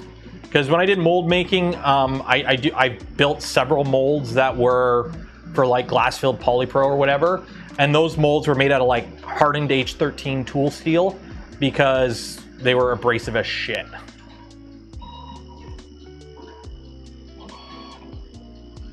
Yeah, Bondtech chose 60 for the replacement hardened nozzles. Ship nitro carburized ones are 30 to 32, and normal brass is like 12, I think, 6 to 12, depending on the brass. What is nickel-plated copper? What is the Rockwell rating of nickel-plated copper? Because I've never even killed a nickel-plated copper nozzle in normal use. I think I've only ever worn out one brass nozzle in my life.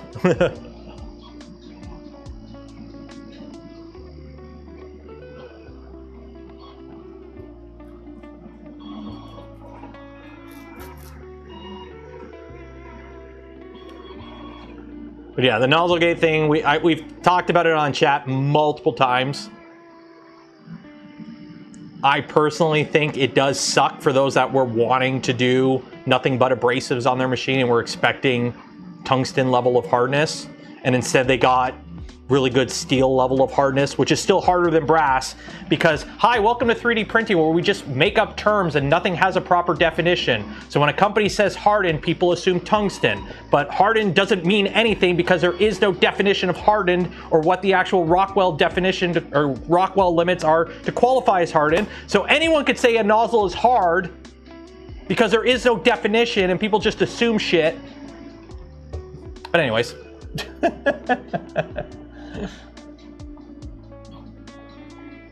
What got him was the line about saying that you don't have to worry about wear. You always have to worry about wear. It's bullshit to say your nozzle will never wear out. A Diamondback nozzle will eventually wear out. Nothing lasts forever. It's just how much can you go? Is it going to wear out in your lifetime?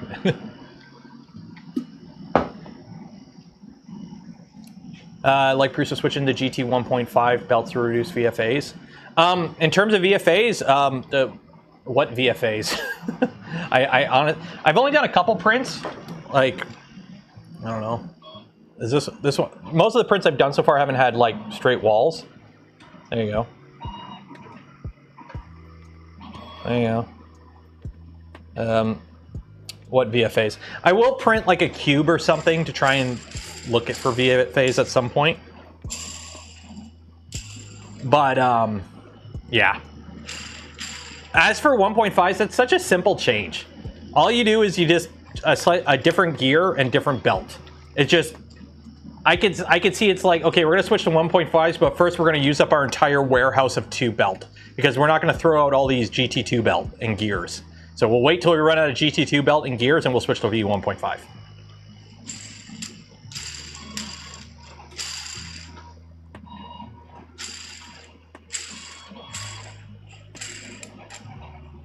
On the holders, how's the machine feeling under 8 kilograms? Oh, the machine's fine. Like, yeah, if you want to load 8 kilogram spools, by the way, you just take your spool holder, you twist it, you pull it out, you lock it, and now it'll fit an 8 kilogram spool. And you twist it, put it in, and there it'll fit 2. I want these spool holders on all the machines. I'm sorry if these spool holders are now my de facto best spool holder that ships on a 3D printer. I don't like the ones, like the U1 where you push the spool on, and they got like those little, like they flap out. Yeah, they're nice, they got a ball bearing in them, but they're picky. I don't like spool holders or spool management systems that are picky about the spools, because I have spools from multiple different manufacturers, okay? Yes, I have a lot of PRUSA and polymaker spools. Shout out to both of them, they help support the channel. But I also have spools from other manufacturers. I just buy shit randomly. And nothing is more annoying than going to load a filament on a printer and it just doesn't sit on the printer. That's half the reason I stopped using the bamboo machines, was the AMS just didn't work with half the filament I have. Or it would, like cardboard spools, I have to put these stupid rings on them. It just got annoying. Print solid didn't work. Yeah, that's why I had to do the Hydra mod on mine, so I could use printed solid spools. Like,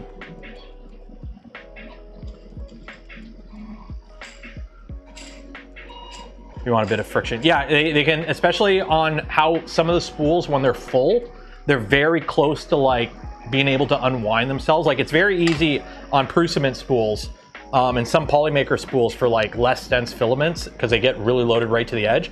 When you put it on, if it kind of, oh look, it hopped off the ring now, and now we're risking a jam. Like, you kind of don't want them to be that loose. You want them to spin freely, but I kind of like, you know, plastic on plastic amounts of friction, not like willy-nilly just send it. Oh, see, now I'm worried. Shoot. Okay, hopefully that spool's not tangled. Why would you use non-bamboo trademark filament on a non-bamboo, on a bamboo trademark filament? I mean, because polymaker filament was the bamboo filament for the longest time. Because polymaker was the OEM, or at least polymaker's parent company was the OEM.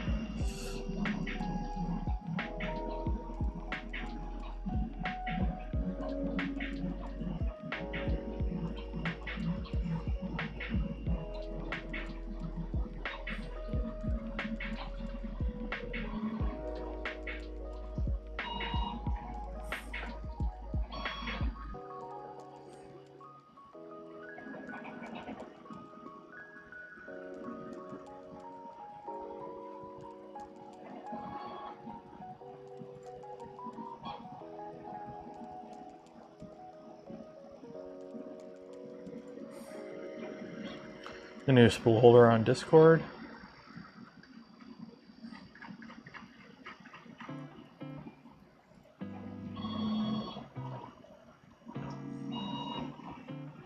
Oh, that's the whole, yeah, all the printed parts, yeah.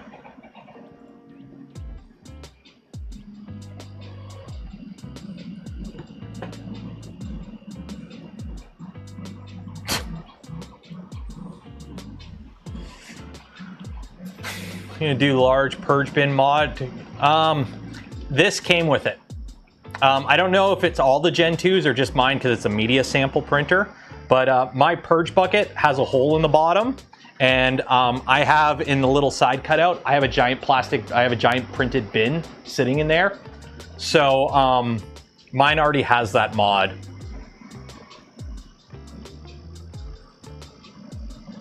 So I already have a hole in the side panel. You can kind of see it there. You can see my finger. Aha. So I already have a hole there.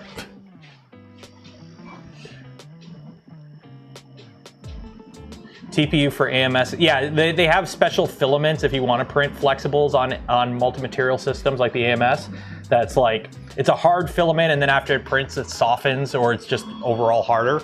But the fact that this could print just, we're printing normal 40D off the shelf flexible. Does it look difficult? If you got a drill, actually get a little drill and then get a Christmas tree bit. If you're cutting holes, if you want to drill big holes in steel, like sheet steel, you drill a little pilot hole, and then you use like a stepper drill bit, also known as like a Christmas tree drill bit, to open up the hole. If you want to drill a bigger hole. But mine came with it, so yeah. Can you still calibrate it? Maybe. It shows as pre-calibrated. Like if I go to the calibration panel on the screen, it shows everything checkmarked. So everything's already calibrated. I'm sure I could rerun it if I wanted to. But the prints are looking fine, so... can you print multiple flexible? Yeah. Yeah, you just...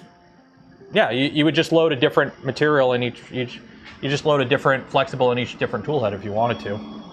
So, yeah, you could print 8 flexibles at once. I know some people like doing... they print TPU hue forges. So they're flexible, so you can put them on shirts or whatever, or like use them as embroidery badges or whatever. So yes, you could do multiple flexibles on this to print like flexible hue forges if you wanted to. So belts didn't need retightening? Nope. I did have to rerun the homing calibration after a little bit. It decided to do the little bounce in the corner thing. But after that, it was fine. And it doesn't struggle. I don't know. The red you're seeing in the print there, that's flexible. Like right now we're printing green PLA supports, blue PETG part with red TPU flexible joints, all at the same time. So.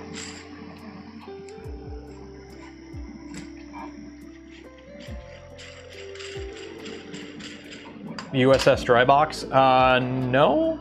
I have a dry box from, I have a filament dryer from IBOS we got to put together. Maybe we'll do that on Friday.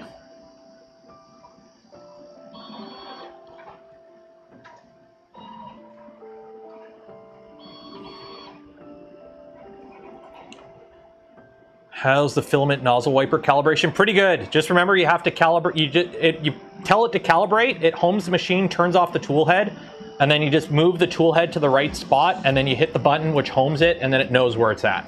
But basically you have to just line up the nozzle in the middle of the V, in the front way, and from the side. The picture wasn't that clear, so I did it wrong the first time on the stream Saturday, but it's X and Y center of the V slot wiper. And then you just hit a button and then it calibrates and then it's done. So.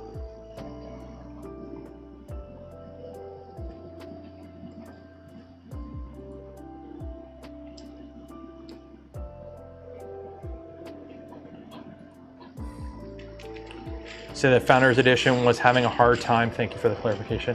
Yeah, this is a production machine, not the Founders Edition. So there's going to be a little bit of refinement between the Founders and these. That's one of the reasons I didn't take the Founders. They offered to send me a Founders Edition, but I turned it down. One, I couldn't build it on stream. And two, I wanted the one that if you were to buy it after watching my video, you could go buy it and be the same machine. So if you want to buy this machine, the machine I'm looking at is the one you can buy right now.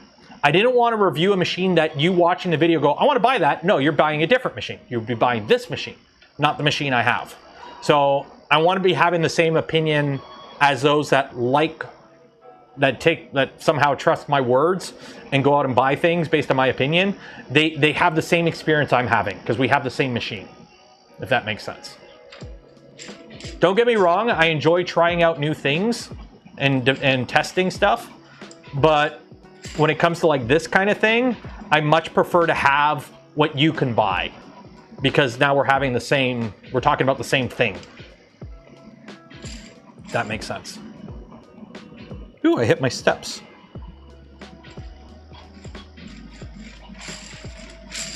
Yeah, the tool head, like again, let me read out the temperatures as it changes a tool. Okay? I'm gonna read out the temperature as it changes a tool, okay? So next tool change, I'll read out the temperatures. Okay, so I'm gonna read out the temperature. So right now it's 225, okay, because it's printing PLA, and I think it's gonna go to PETG after. Okay, so I'm gonna read out the temperatures after it picks up the tool. So the tool will have a little bit of heat to it. Okay. 84. Oh, shit. the screen went, oh shoot, okay. Let me do it again next time because the screen went to sleep mode. It's at 220 already.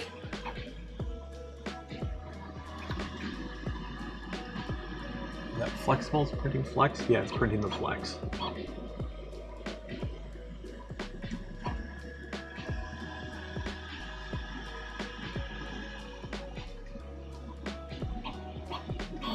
Okay. Nope. Okay. 126, 135, 155, 174, 186, 198, 215, 225, 228. It heats up quick. It heats up really quick. Tool go zoom zoom.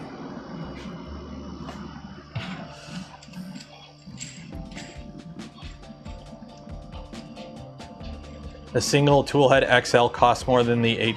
You gotta remember too, the XL is like a 5-year-old printer now. The XL was announced or came out in like what, 2021? The XL, it has no parts other than the extruder, the neck extruder. It's a completely different printer in pretty much every way than every other PRUSA printer. Like, so it's got a custom frame, it's got a custom bed, it's got the chiplet bed, right? The chiplet bed or whatever. Like the XL is just, it doesn't have the same cost streaming as the Core 1 series. If they do make an XL2, it honestly should be using INDX tools and be built more like these machines instead of what it currently is. But yeah, the XL is also like 360 cubed. It's a much bigger machine. Chiplet bed.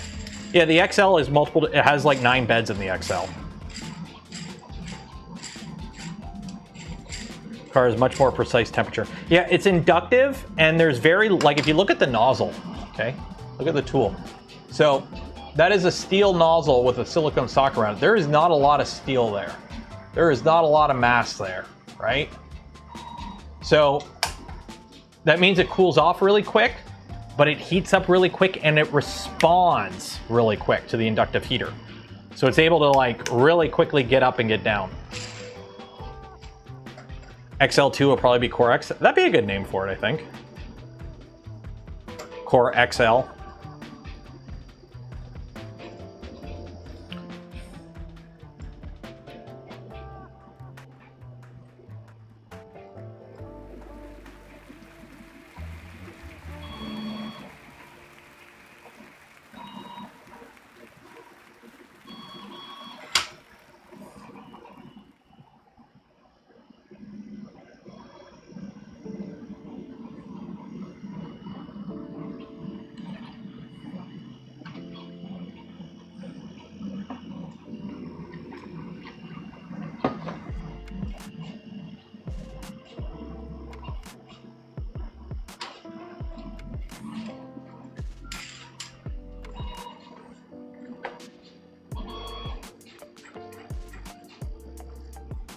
Or do you think PRUSA has a market for traditional tool changers? There are advantages to a regular tool changer, okay? So for example, the PRUSA XL, they're working on a silicon tool head.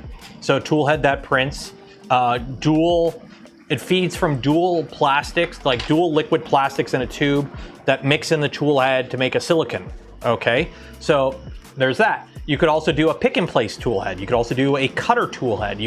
The advantage of having a more traditional tool head on a tool changer is you can have more than just regular 3D printing tool heads, okay? You have a lot more customizability at the expense of increased complexity and cost. So if you know the machine is only gonna be printing plastic, a setup like this, where the tool itself is basically minimum viable product, right? Filament go in there, this keep it from overheating, this make plastic melt. Keep this, minimum viable product.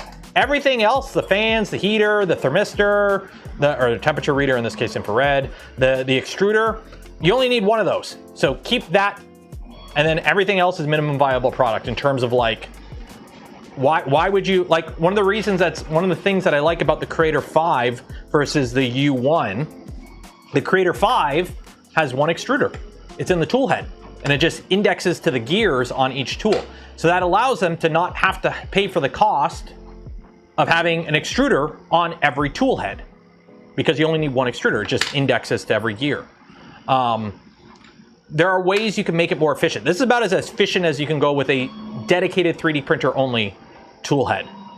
Because now if you want to make it more complex, oh hey, we want to put a cutter in here. Well, now you're kind of working around this, which there really isn't a lot to work around there. Like, yeah, you probably could do a cutter. You could do like a Cricut style cutter that can pick up in that, or a pen plotter, or something like that. But if you wanted to make, hey, I want to have a tool for a pick and place, or I want to put a little router in there, or like PRUSA was showing off, I want a silicon extruder. So yeah,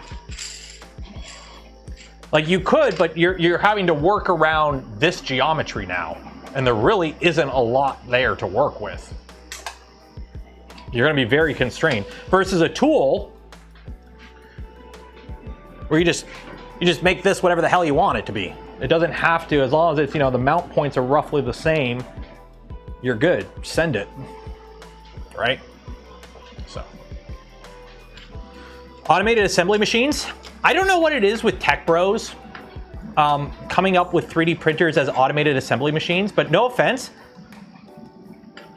I want to use the R word you're not supposed to use anymore, but it's pants on head regarded, okay?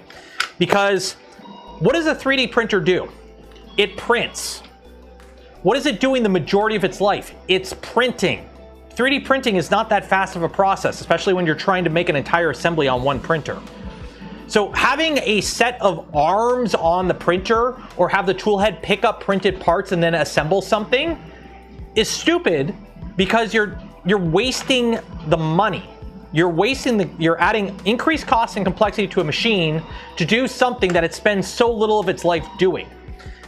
Have the printers print and then eject or remove the print and have a separate location do it. Because guess what? When the printer's printing, those arms are doing nothing. They are doing nothing. They're wasting money existing. Whereas you could have one set of arms over there, and this print's done, print comes off, arms do its thing, and then guess what? That other printer finished. You need one set of arms for like dozens of printers. So the people that are showing off, like, it's more of a tech bro thing I've seen on Twitter, where like I keep seeing these tech bros putting like knockoff KUKA arms on 3D printers. Like, I'm gonna make my own AI powered digital manufacturing assembly line. It's like, why are you just making the 3D printer more complicated and expensive instead of, you know, paying a guy minimum wage to assemble stuff from hundreds of printers at once? Like, the whole have the printer assemble the thing it printed, just, the printer should be printing. Why are you wasting machine time? So, no offense, I just wondering where the, oh, okay, I see what you mean. Yeah, it's a trade show demo type tech. It's like how, you know, every now and then somebody comes up with a new multi-axis, 5-axis 3D printer, and no offense, 5-axis 3D printing has been shown off at every trade show I've gone to for the past decade. It's the software side of thing that sucks. Until slicers can support 5-axis 3D printing automatically without having to kit bash G-code together and kind of hack it to make it work, you keep spinning your wheels, guys. You have to make the tech usable. The tech exists hardware-wise. 5-axis CNC has been around for decades, but the software exists for that. The software doesn't exist for 3D printing. You have to make the software, you have to make the use case actually work for the average person.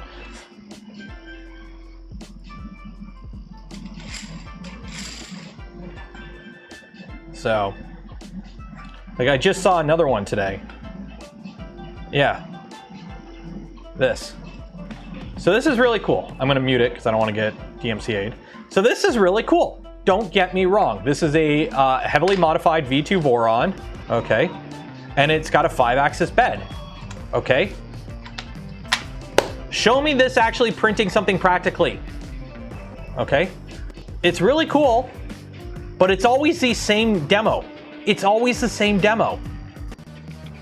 Until I can just, here's the STL for this chameleon. Put this on the printer, hit slice, and make it print. Until you can do that, the tech will always be just a trade show demo and a cool YouTube video. I want to be able to just load a file in your slicer on a multi-axis machine, change a couple settings, hit slice and print. And the problem is that software doesn't exist. So it's just a cool trade show demo. We've seen these prints dozens of times, hundreds of times throughout the years. We've seen these printers. It's like, yes, you made a cool hardware showpiece, but it's not a practical printer yet.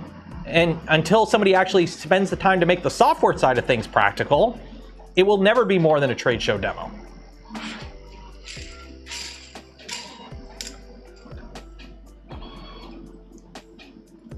Because again, as somebody who comes from a more CNC aligned background, tool making, mold making, while I wasn't a CNC operator, I worked in a shop with 3 bays of CNC machines with dozens of CNC machines. All the cool shit that we see in 3D printing was solved decades ago in CNC. 5-axis machines, tool changers, that shit is old tech in CNC land. We just think it's cool because, hey, somebody made it practical and cheap for 3D printers. So, what's the printer next to the enclosed Mark IV? Core 1. Closed Mark IV, Core 1. That's computer. Stop all the downloading. You think INDX would print in air when given filament breaks after the sensor? I don't know, probably. As far as I'm aware, there's only filament runout sensors in here, in these two things. So if the filament breaks and it doesn't detect it, I don't know. I haven't tried the filament runout sensors yet.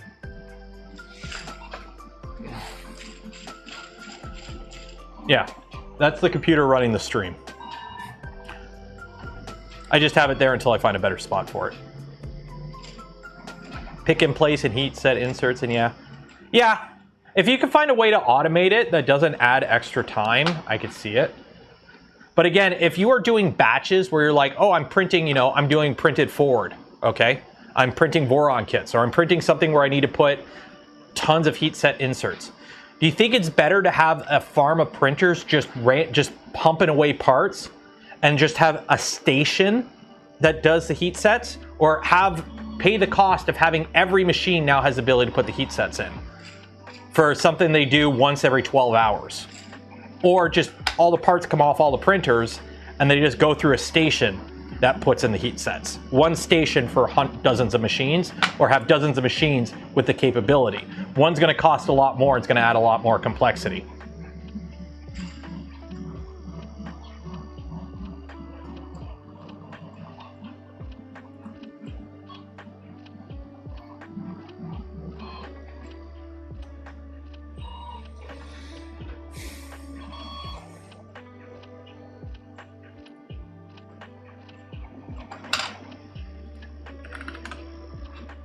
Ah, damn it. Dolly Parton died.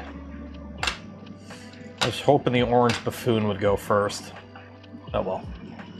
That sucks.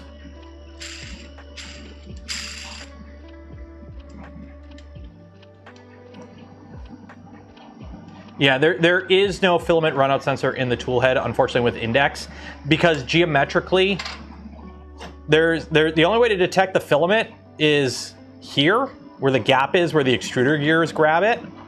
There's nothing up here to detect the filament. So you would have to have either every one of these tools would have to have like a filament runout sensor up here or on top of it that would then have to communicate with the tool head. The logistics of putting a filament runout sensor in here is not easy. It's kind of like one of those sacrifices they had to make the system work kind of thing. Like, the only way I could see it is if there was some sort of way that when the gears go to grab the filament, they could detect that, oh, we over-traveled, there's not enough, we moved too far. But that would require an encoder or some travel, because depending on the filament, how squishy it is, you're going to get different travel all the time. So I don't know if you can make it so that as the gears go to grab the filament, plus if you look at extruder gears, because they have the dish to cut out, like they're not flat and flat, they have cups. So as like it goes to grab the filament, like this is it grabbing filament and this is it when there's no filament, how would you measure that distance and always confirm it? It's not easy. I've spoken with Bondtech and they're like, yeah, we really wish we could, but it would require such a drastic design change to somehow fit a filament runout sensor in here that it kind of just a heck of a lot easier just not to have it there. Just put it like here. Just have it. There is runout. It's just runout's much further away from the tool head. So just hope your filament doesn't break in the PTFE tube.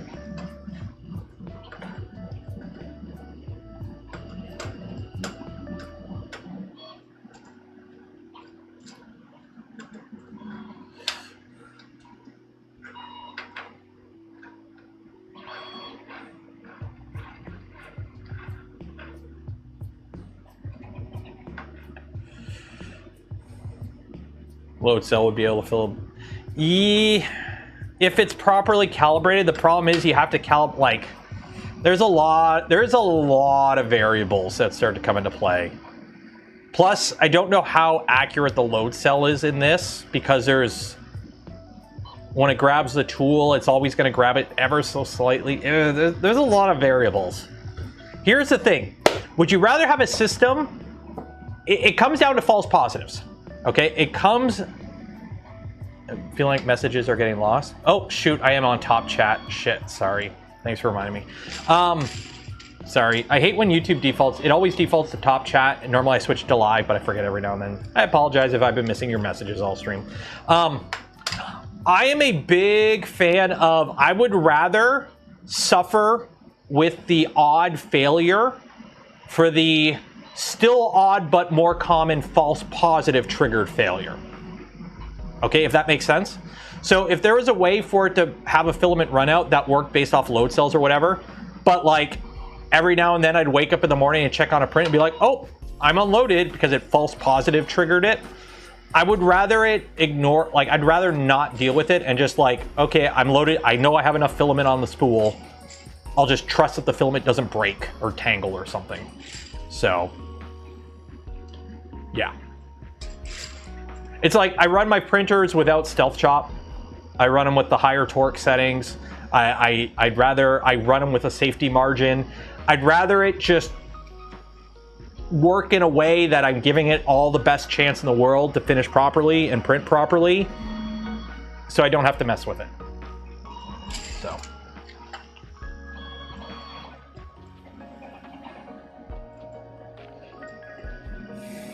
Plus, here's the problem. Here's the problem too.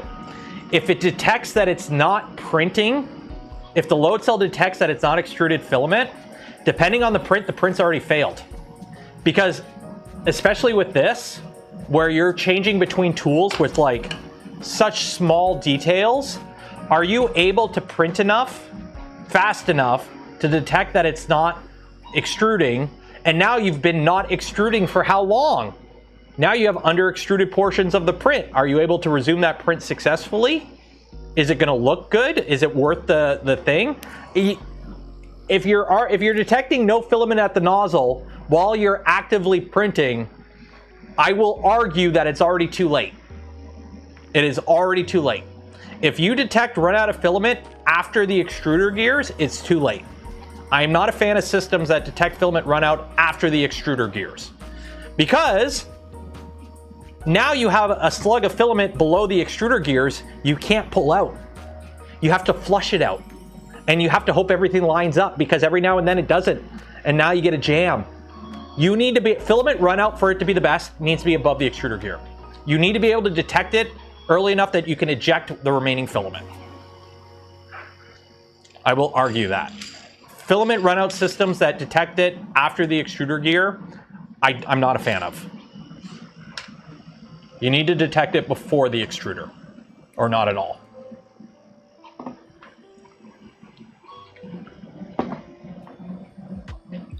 It stops more printing after the failure. I mean, if you're not extruding filament anyways, who cares? I know it's more of an issue on a multi-tool printer because you can have multiple tools, but on like a single filament extruder, who cares if you're printing in air? You waste a little bit of money and electricity, whatever. Not wasting filament.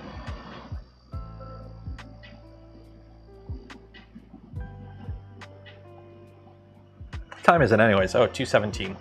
Don't forget, we will be doing the giveaway at around 3 o'clock. So if you haven't entered for your chance to win some polymaker filament, we will be doing that giveaway at the end of stream. Link for your chance to enter in the description below. While you're down there, don't forget to like the smash button, ring the bell, subscribe if you're not subscribed. And hey, if you want to help support the channel with content I create and things to do, consider becoming a channel member, Patreon supporter, or hey, if you're really cool, gifting memberships to others. Don't forget, on Thursday, we're going to be doing a channel member stream. So only direct supporters of the channel are going to hang out for that stream. I don't know what we're doing yet. I think we're going to be printing parts for the Unimog and maybe some other fun stuff. Maybe we'll put the camera in the printer or something. We'll do member stream stuff. You know how it is. So.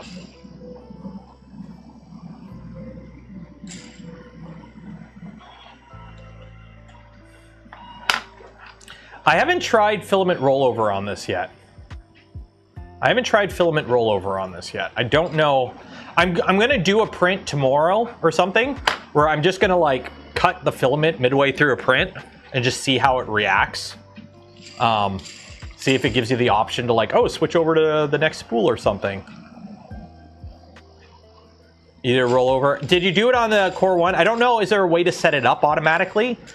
Because what I'm going to do is I'm going to tell it that like spool 2 and 3 are like both black filament or something. So hopefully it... Because I remember on the AMS, when I did filament rollover on the AMS, you'd basically have to tell it that the spool you want it to roll over to is the same filament.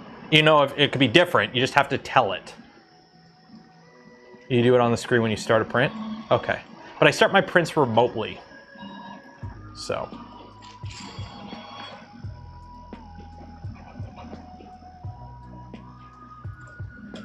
Spool join? Oh, that's what it is? Spool join? Okay.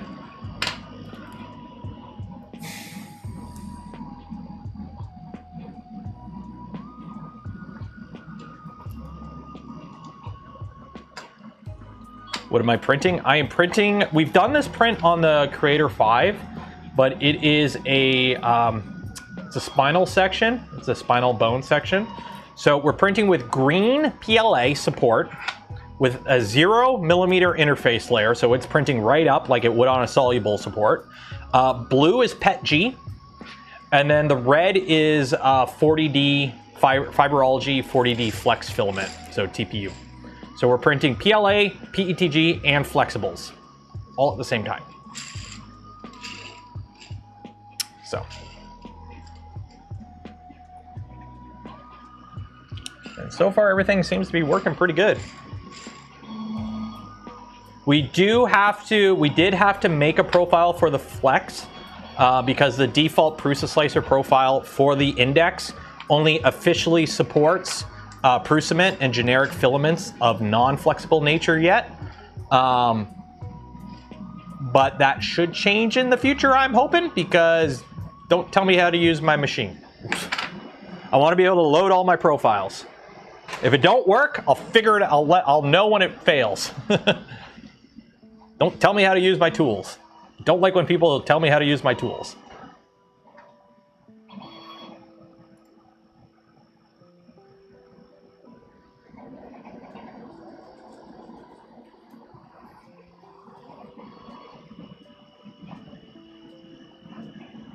But apparently it's in the works, so there should be support. I mean, it's printing fine now, so we know flexibles work. And I know flexibles work because I've seen it print flexibles before in person. So yeah, there's no official TPU profile. All we did was I just copied the fiberology profile. I just copied the fiberology profile over and just, yeah. Where did my filaments go? Oh, I gotta, there we go.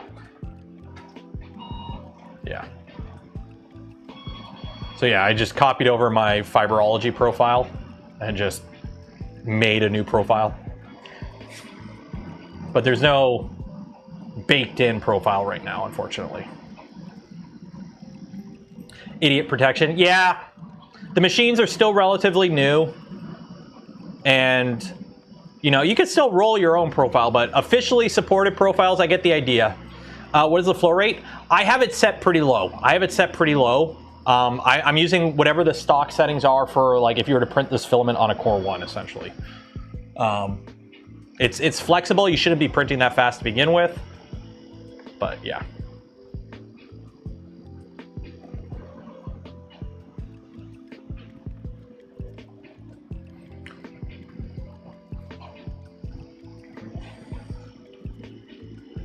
Somebody's getting a backbone. I mean, we are printing a backbone. If anyone who has printed a Unimog, the LDO Mog kit, or the Casadillo Mog, how much filament did you need for the cab in the main color? Is the cab less than a kilogram? Like, I know there's like internal parts, but I mean like the accent color of the cab itself. Do I need more than 1 kilogram? I have this really nice carmine red that PRUSA sent, but I only have 1 kilogram of it. Otherwise, I'm gonna have to print in like generic red or something. Any caveats on flexibles? I don't know. I'm printing with 40D right now, and it seems to be going pretty good. So.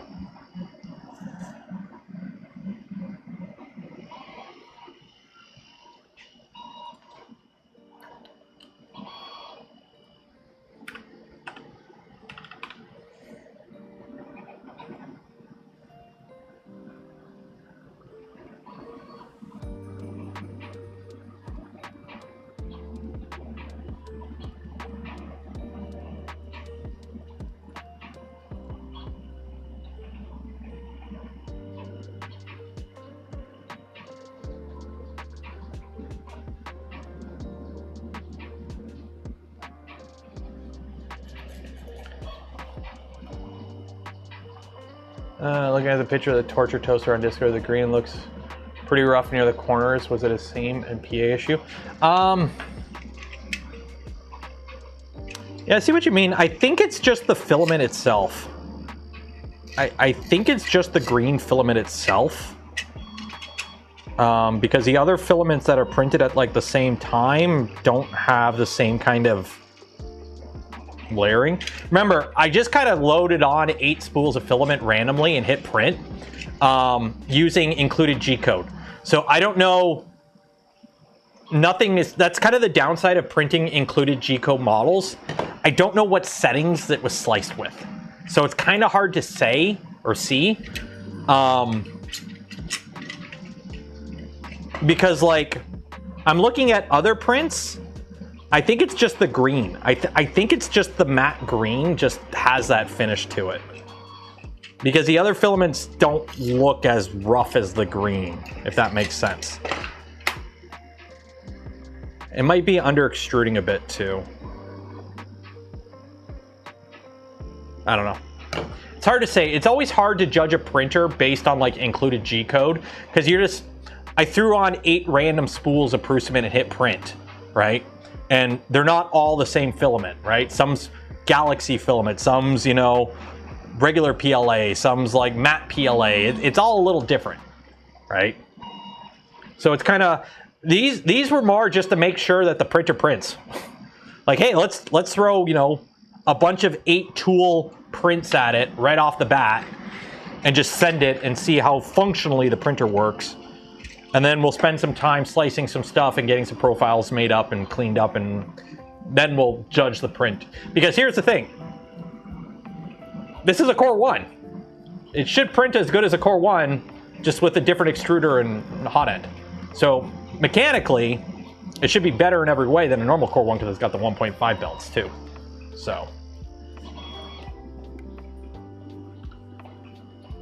I don't really have anything softer than 40D. So.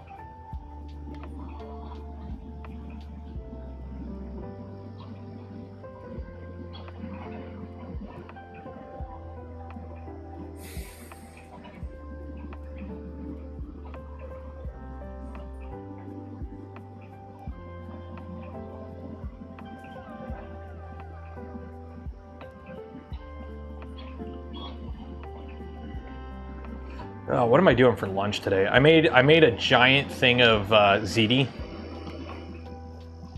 on Sunday so that I don't have to worry about making leftovers all week.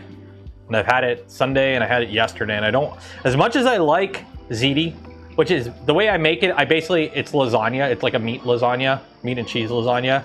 With, instead of lasagna noodles, you just mix in a bunch of like penne noodles, and then you throw it in the pan, and then you cook it in the oven with some cheese on top. It's really good. I love it. It's delicious, especially with my homemade sauce and everything.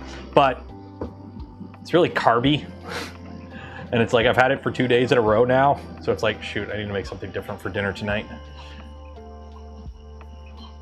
When will Core 1 with Index be available? The rumor going around is it'll be available by end of year. Joe already has one. Apparently there's a couple of these floating around in Prague. From what it seems, it's still gonna be 8 tools, just bigger printer.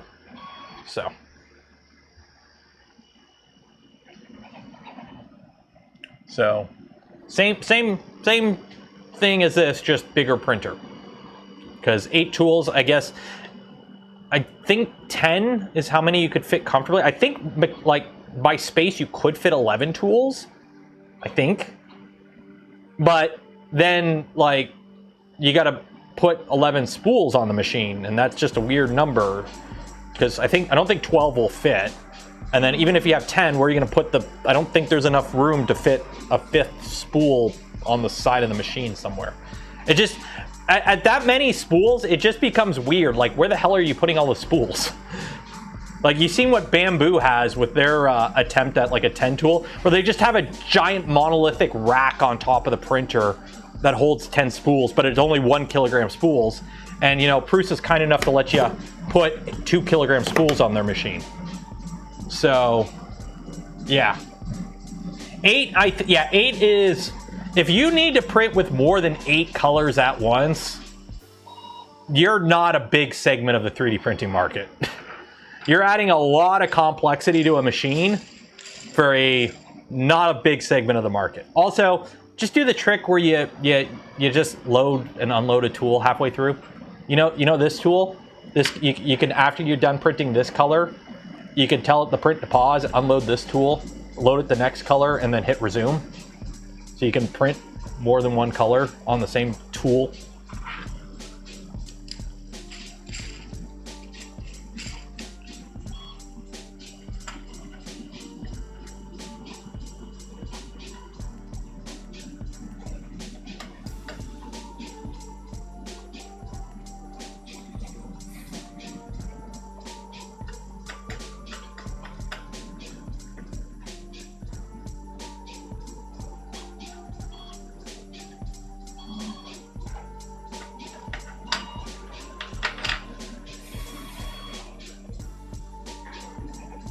Add 4 BTT Vivids to a stealth changer? Yes. I think it's Open AMS or Open MMS. I can't remember exactly what it's called. There was a group at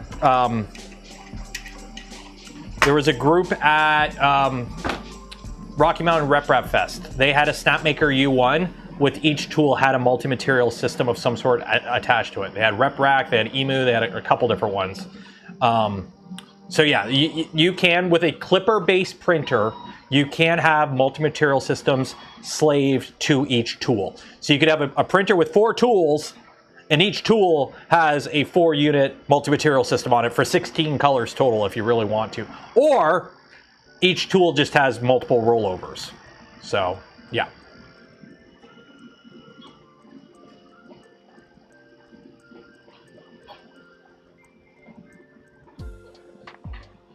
After 8 tools, spool management. Yeah, honestly, 8 I think is perfectly, it's a perfectly cromulent amount of colors. Like, as somebody who has an XL, a 5-tool XL, and it's amazing how freeing 8 colors is, or 5 colors is versus 4, especially with multicolored prints or hue forges. If you do a lot of hue forges, having 8 now is just like, the possibilities are endless. What is the stringing from? It looks like on one layer the pet G was a little wispy. Yeah, it looks like the pet G might have got a little wispy on one layer. It happens. I don't really judge wispiness This is PET G that has, it's from like the initial batch of printed solid filament I got like 2 years ago that's been sitting out on a shelf in the basement, like not in a dry box or anything, for like 2 years. It's like 2-year-old Jesse PET G. So if it's going to be a little stringy, it's going to be a little stringy. I don't really care. If I can clean the print off by just kind of rubbing my hands on it to clean the print up, I don't judge that as a dirty print. Like if I go like this and like all the wispies come off and all like the little, you know how sometimes it leaves little nubbins? If I do that and the print comes out clean, I don't knock the print. Sometimes filament just be a little wet.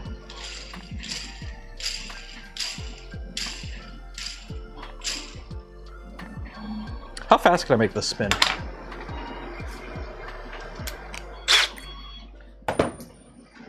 I know, my 2mm drill bit.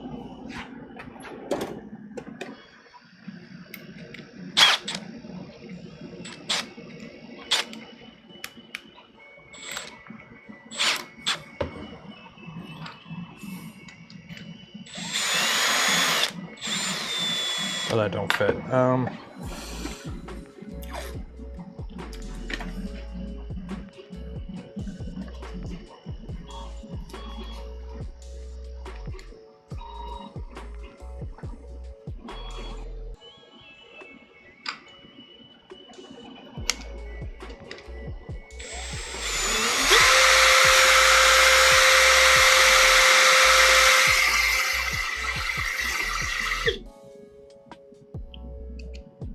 That's been pretty good.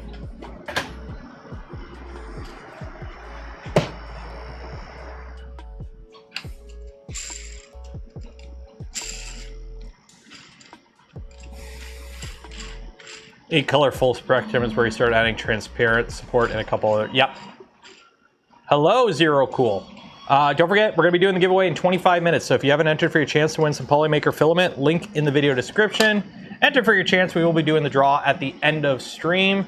While you're down there, don't forget to like the smash button, ring the bell, subscribe if you're not subscribed, and hey, if you want to help support the channel, content creating things I do, consider becoming a channel member, Patreon supporter, or if you're really cool, gifting memberships to others. Best way to support the channel.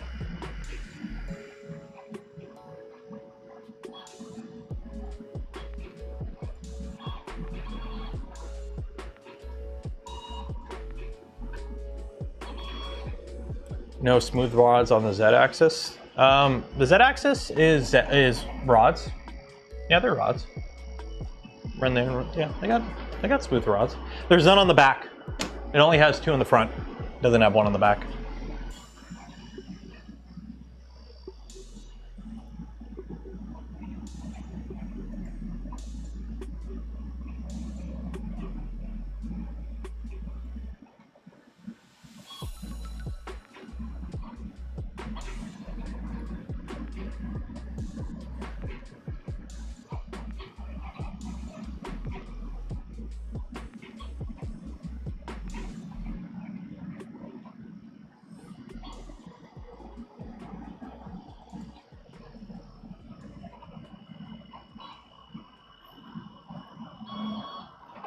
CYMK, yep.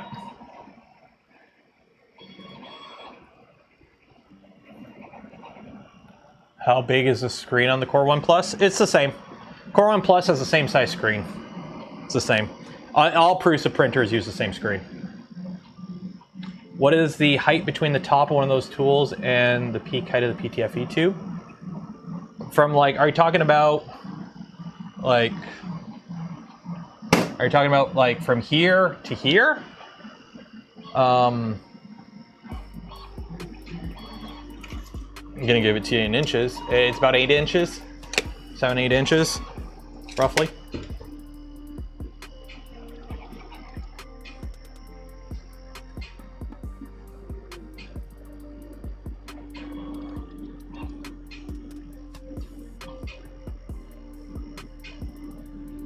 That's what she said. How you doing, Neo Koi?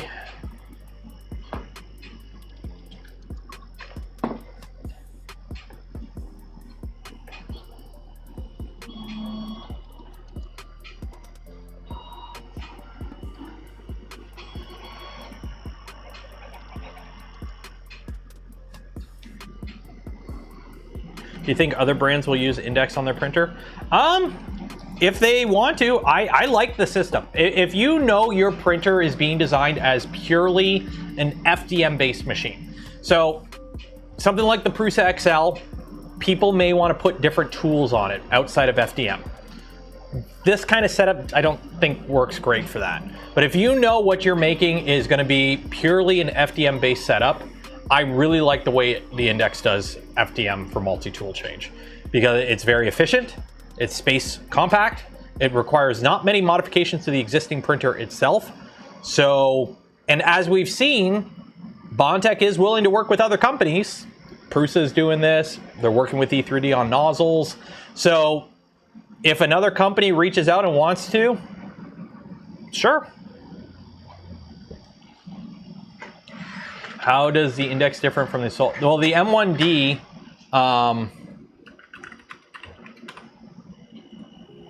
let me pull it up. The M1D is kind of weird because it's an INDX system, so it's a tool head system, but one of the tools can swap out to different hot ends. And these hot ends, I do believe, they have heaters built into them. So this isn't, you know, as efficient as this system, because as you can see, they have heaters on them, I think. So it's a more analog way of doing it, whereas this is like inductive. Like, these tools are completely inert. There is no electronics in these tools at all. There's no microchips, there's no heaters, there's no thermistors. These are completely inert. So,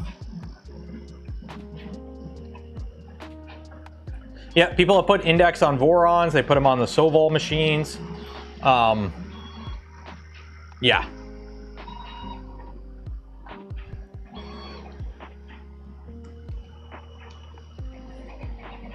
M1D is using V8 Sovol nozzles. Okay. Remember how it was really nice for a little bit there, where it seemed like we were all kind of moving towards one hot end style and one nozzle style for 3D printers? And then everyone said, F it, I'm going to go make my own thing. That kind of sucks.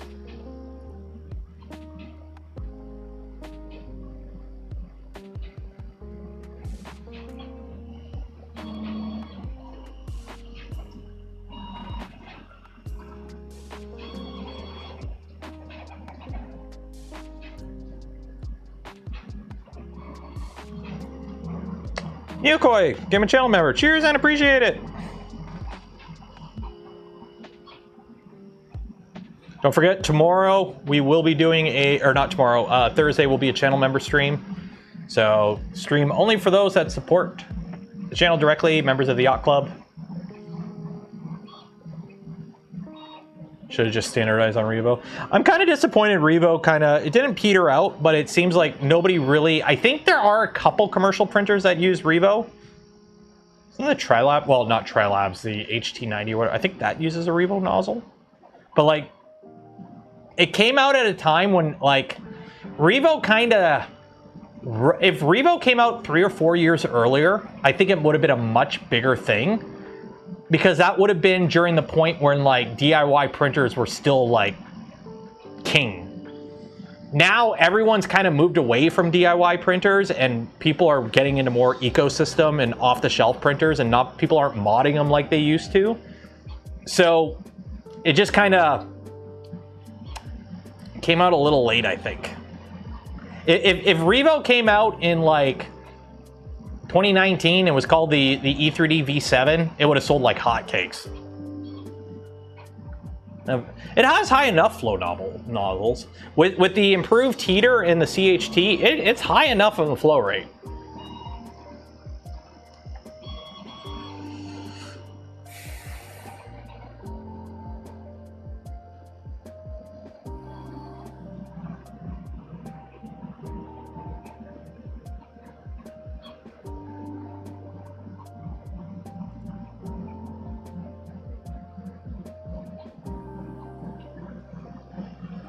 I have a couple printers with Revos still. Like, I still use them, but like,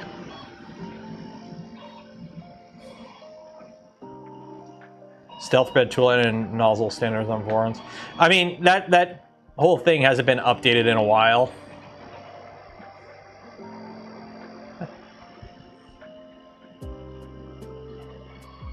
Like, you honestly, like, you want to know what hot end I put in my printers? Whatever comes in the kit. That's the answer.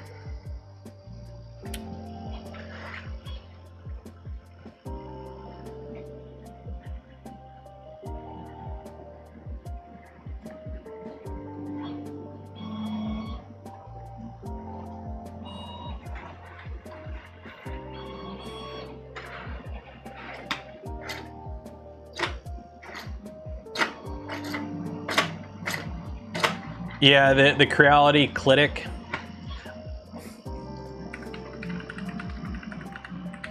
I don't know how you're supposed to pronounce it. I call it the Clitic. I don't know. It's supposed to be Cletec. I don't know. All I know is, again, original design. Do not steal. Also, nobody's printing those shoes and running in them.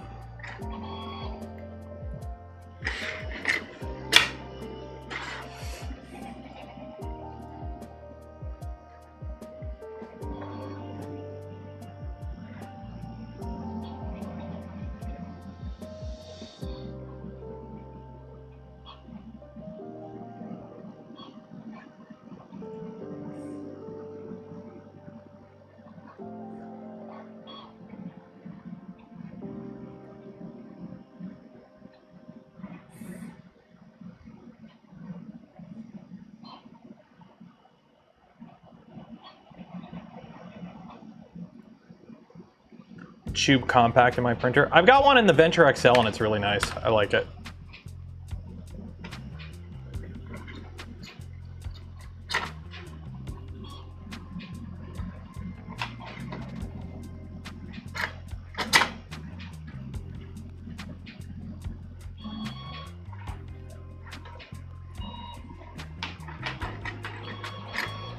Dual E3D Hemera Revo. Ooh. Back in my day, I have a Hemera somewhere.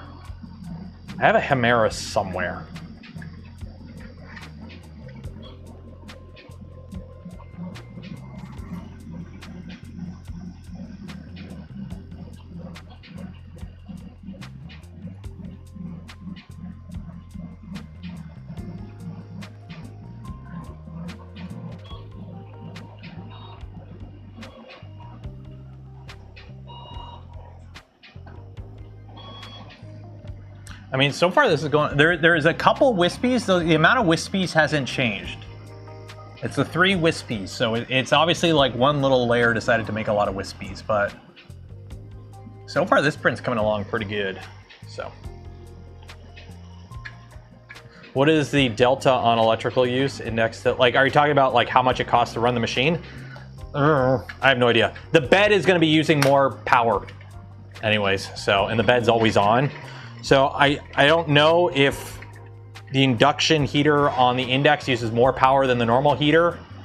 I mean, compared to a tool changer, it'll be less compared to a traditional tool changer because there's only one heater. So you have one heater continuously instead of multiple heaters constantly going up and down or on standby or whatever. So this should be less power usage for the tool head and the tools compared to like a PRUSA XL. But overall, I don't think it's that big of a difference. You're going to be using, the bed is going to be drawing more power than the heater, so, than the hot end, so. Yeah, Index is made to fit in the same power budget as a traditional heater. Yeah, because you have to be able to put it on most printers, so.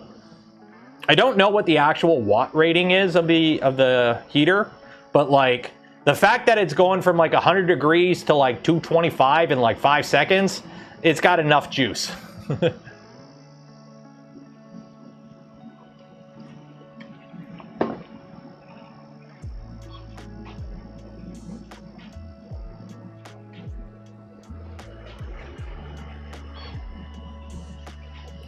You got a Hermes, not a Hemera? Damn.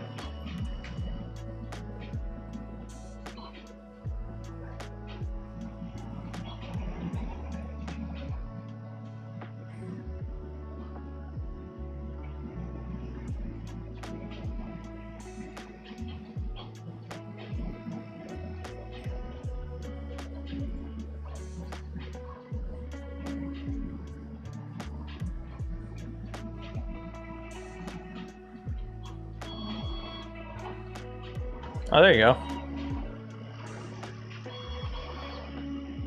You can put a pen in it, use it as a pen plotter.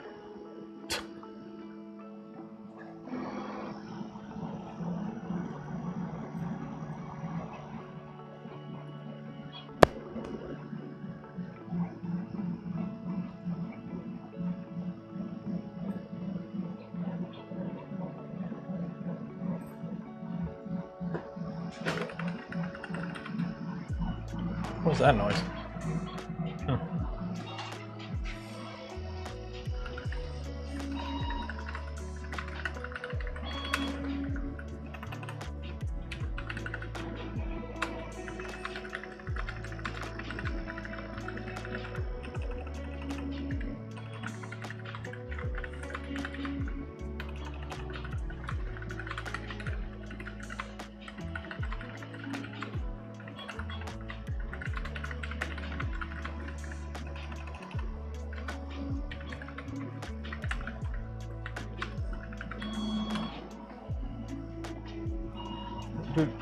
Hello from Germany. Guten Abend.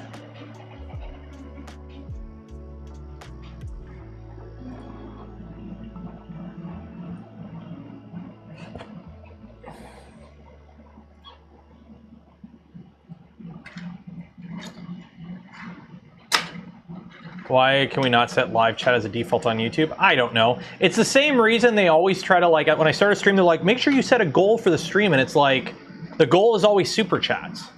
And it's like, I don't want to set a goal for super chats because I'd much rather people gift memberships than super chats. And if you gift a membership, I get the same. If you super chat $25 or gift 5 memberships, I get the same amount. I get the same amount. But one of them, 5 people get to be channel members for a month and get all the perks of that. And the other one, I just get the same amount of money. So I'd much rather people gift memberships. But there's no way to set a goal for memberships. It's only set a goal for super chats. And it's like, what the hell, YouTube? Like, if you watch Twitch, everyone on Twitch always has that stupid sub goal on their screen somewhere.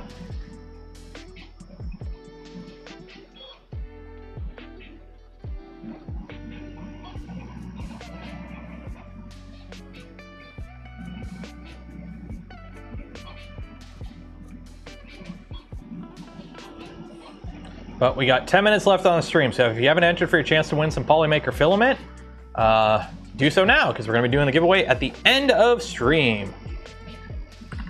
And while you're down there, don't forget to like the smash button, ring the bell, subscribe if you're not subscribed, and hey, if you do want to help support the channel, the content I create, and the things I do, consider becoming a channel member, a Patreon supporter, or, again, if you're really cool, gifting memberships to others. What are my thoughts on induction tools and 3D printing in the future? For tool changers, they make a lot of sense. Because of how quickly they can heat up and cool down, and also now you don't need to put a heater on each individual tool. For standalone single nozzle setups, not as big of a bonus. Not a big of a bonus. Like, yeah, they can heat up really quick, but okay, that's like happens once at the beginning of a print. During the rest of the print, they just hold a temperature. So you don't really need that quick of a responsiveness usually. There's been a couple companies have tried to put out inductive heater hot ends in the past, and they've never really broken through. On tool changers, they make sense though.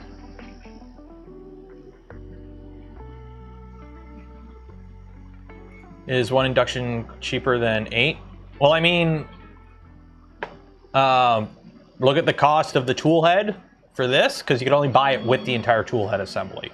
You can't buy the heater by itself. Hello from Alberta. Hello.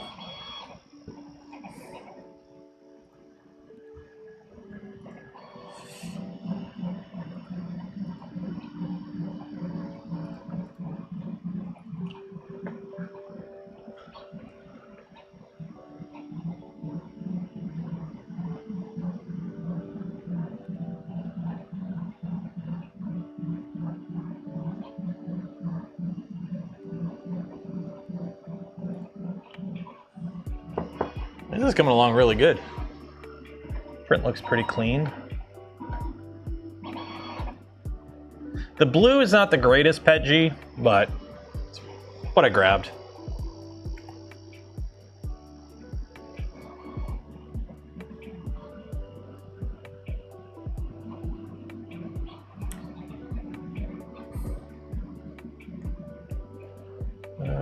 unless you're running a special script that reads your key code and adjusts your temps really fast to get better finish. If you do that. Again, I mostly print like mechanical stuff. I don't really do a lot of like super high detail level of printing. So for me, it's like good enough is good enough usually. If something becomes too complex and too annoying, I end up just not doing it. Any blobbing with the PETG? None that I really see. The nozzles do have socks on them, and there is a little wiper when they get stored. There's like a little wiper lever thing. But I haven't noticed any real yuckiness yet. This is the first time I'm printing PETG on it, so we'll see at the end of the print.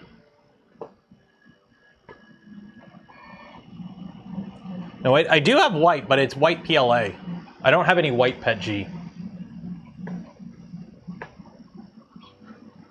I mean, I could have printed the bone in PLA, in white PLA, and then the supports in PETG, but I didn't.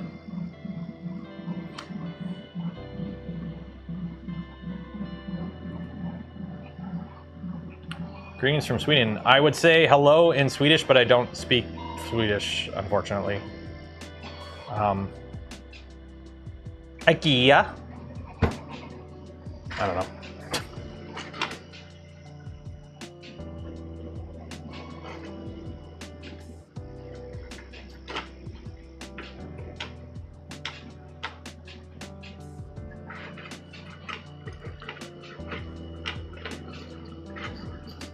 Isn't it hedge? Oh yeah, it is hedge. Or no, you pronounce it like hay, isn't it? Like hay? It's like hay, right? I should know that. I've been into an IKEA and it says hedge at the beginning. When you walk in, they say hedge, which is hello in Swedish. I should have known that.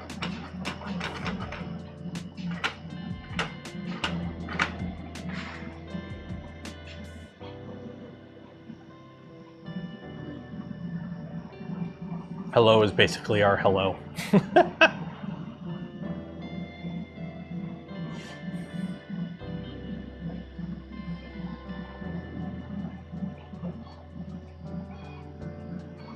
Here we go. 6 minutes for the giveaway, so make sure you enter below. It's pronounced hey? Okay.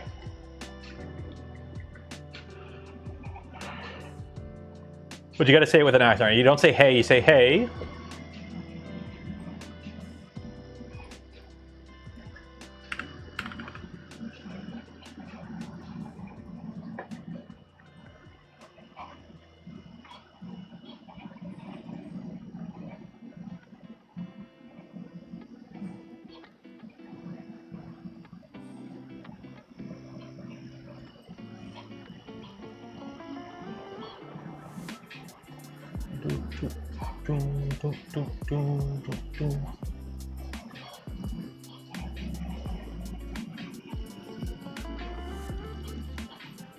And say ja. Goodbye is hey da. Hey da. Okay. Hey. What's going on?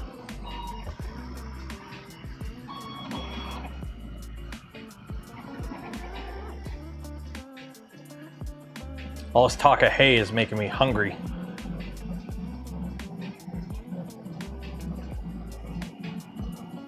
I probably should eat, you know, I'm still on the calorie cutting.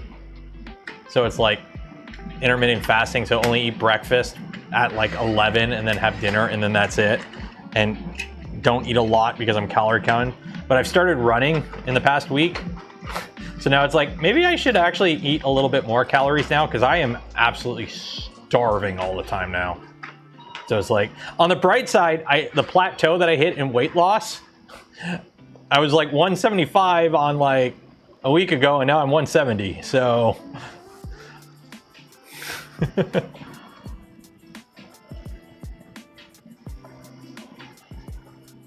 I mean, in case you didn't notice, if you were here for when we rebuilt my Trident, that will eventually have INDX on it. In case you didn't know, I totally picked unique colors, and by unique colors, It's literally in the IKEA colors. It is literally IKEA colors for the Trident that's going to have INDX on it. So I made the printer for the IKEA. It is the IKEA printer. So yeah, we're just waiting on an INDX whatever kit. What is beeping?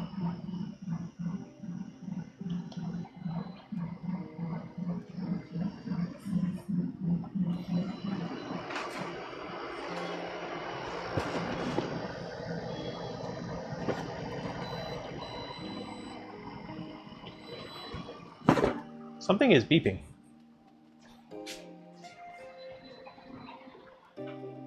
What is beeping? Oh, it's this. Like something's beeping and I'm like, is one of my printers? It's the battery. I was charging the battery for the MOG. I'm like, what is beeping? I just hear a low level like beep. Meatball printer. Yep, it is the meatball printer. That's what it's gonna be called. Eat more protein. Dude, have you seen the cost of whey? I haven't bought whey protein since like, it's been like over 15 years, okay? And I remember it like 30 or 40 bucks for like a kilogram of it. It's like 100 something, over 100 bucks Canadian. Holy shit. Whey protein got stupidly expensive.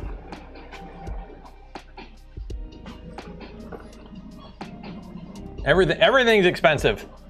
I'm looking for stuff because I want to put together a little home gym inside, just so I can do some upper body workout stuff. And it's like, oh my god, no way, at Costco. Well, Costco doesn't even carry it. They got rid of the Kirkland brand stuff. I don't know, I'm going to Costco tomorrow, so I'll take a look. So.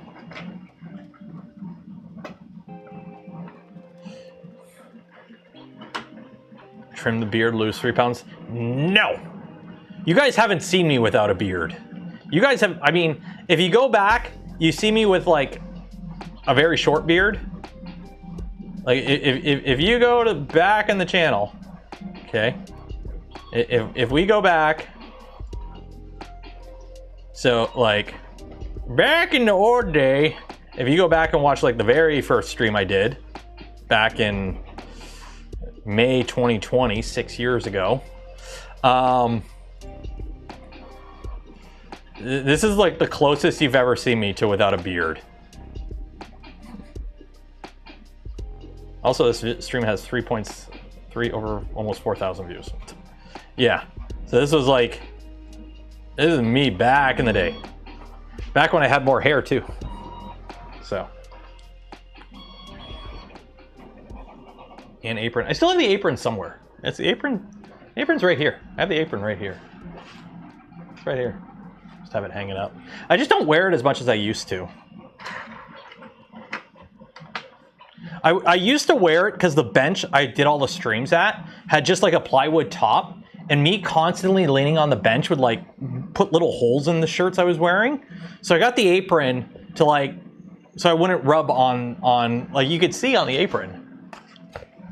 You could see like where I leaned against it, because you could see this like giant spot where it weared, because I was always like leaning against stuff, right? But then when I got a setup where I didn't have to I wasn't destroying my shirts because I had a proper countertop, I just kind of stopped wearing it. Plus, when I started streaming in the garage, it was hotter out here, so it was like, oh, I'm not gonna wear a heavy apron. It's hot out, so.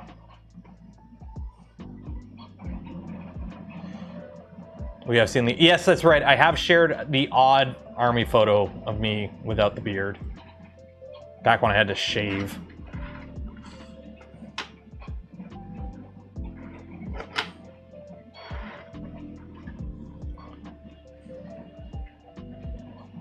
I do wear it if I'm like doing something where there's like a good chance I can get dirty. Like I think I wore the apron when I was doing the Deku Tree stuff. Oh, we got to do the giveaway. Let's do the giveaway. Let's do the giveaway. Okay, let's do the giveaway. Responses, link to sheet, create. Come on. There we go. Names.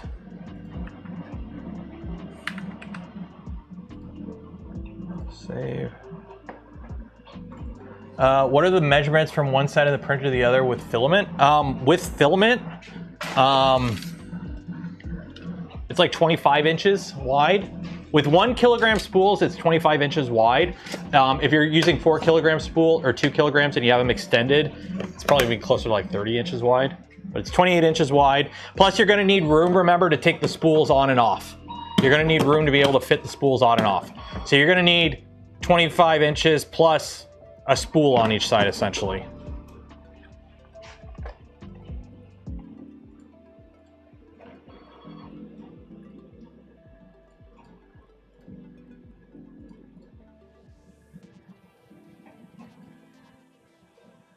Yeah, 215 people, random, not one of these snow maps.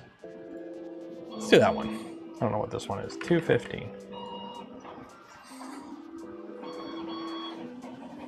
So how this works is if you win, you get a spool of filament from Polymaker. But if I pick your ball and your ball wins, you are a very lucky ball because you also get a free hat.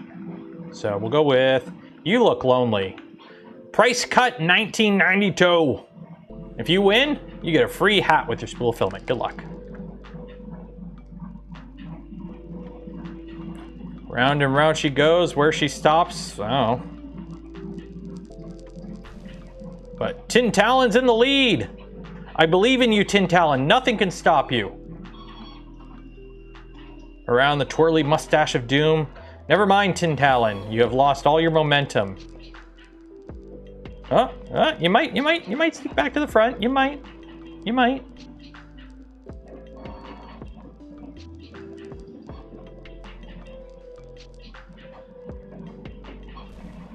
Wolf Pup's in the lead, though. Somebody got yeeted.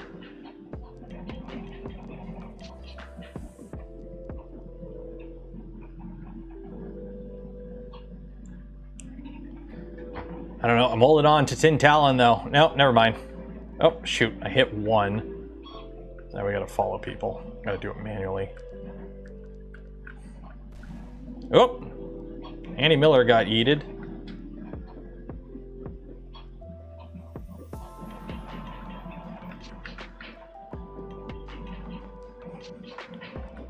Well, you never want to be in the front at the beginning. We've kind of learned that being in the front at the beginning is never a good sign. Because you end up like Mitch here and just get yeeted off the edge.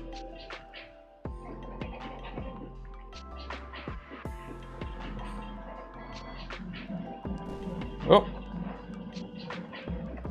Especially maps with explosives. Oh, ooh, that was close. Oh, here we go. Here we go.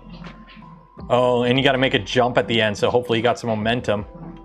To Jose!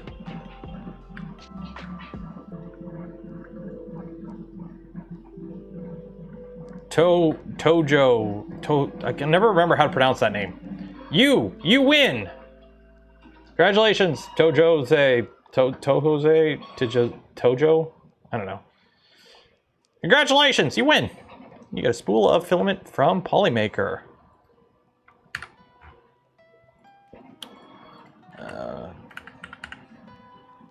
There we go. So you will get an email from me after the stream ends with information on how to collect your filament from Polymaker. So congratulations and golf claps in chat. And remember, if you do want to grab some Polymaker filament because you didn't win and you're hoping to win, but you didn't win, so now you need to go actually get some Polymaker filament. Link in the video description. And if you've never ordered from Polymaker before, if you use code Canuck, you'll actually save a little bit as well on your first order. So congratulations. Okay, so we are going to call it there. I will probably post a video or pictures of this. Once it's done and everything, I'll keep you updated on the social media. So follow on the Discord if you're not on the Discord yet, ! Discord in chat. Follow me on like Twitter and Blue Sky and all those other social media sites and whatnot. Don't forget, on Thursday, there will be a channel member stream, probably around noon as well. So otherwise, I will see you, the rest of you, on Friday. And I don't know what we're going to do Friday. I don't know if we're gonna keep playing with this or I'll put it on the shelf. We might do the wrap-up stream on it, where we get like the filter, the camera installed, and I put it on the shelf. We'll see. We'll see. So enjoy the rest of your week. Be safe out there. Wash your hands. Oh wait, no, I forgot the whole outro. Why am I'm jumping ahead. I'm jumping ahead. That's what happens when I stream when I'm hungry. Thank you, PRUSA, for providing this printer for this series. They did provide this printer free of charge. They are not sponsoring the stream financially, but they did sponsor monetarily or physically by sending me the printer. If you do want to get a PRUSA Core 1 INDX for your own, check out the link below. It is an affiliate link, won't cost you anything extra. Will go a long way in supporting the channel though. Also shout out to Polymaker for the spool of filament we gave away this stream and every stream. Links for all of them and more in the video description below. Some of them, like gamer subs, use code Canuck, save a little bit of money as well. And for those that donate to the stream, gifted memberships to others, or became members of the channel yourself, I thank you for not being able to do the things I do, create the content I create. Without your continued support. Enjoy the rest of your week, be safe out there, wash your hands, and I will see you all in the future. Good night.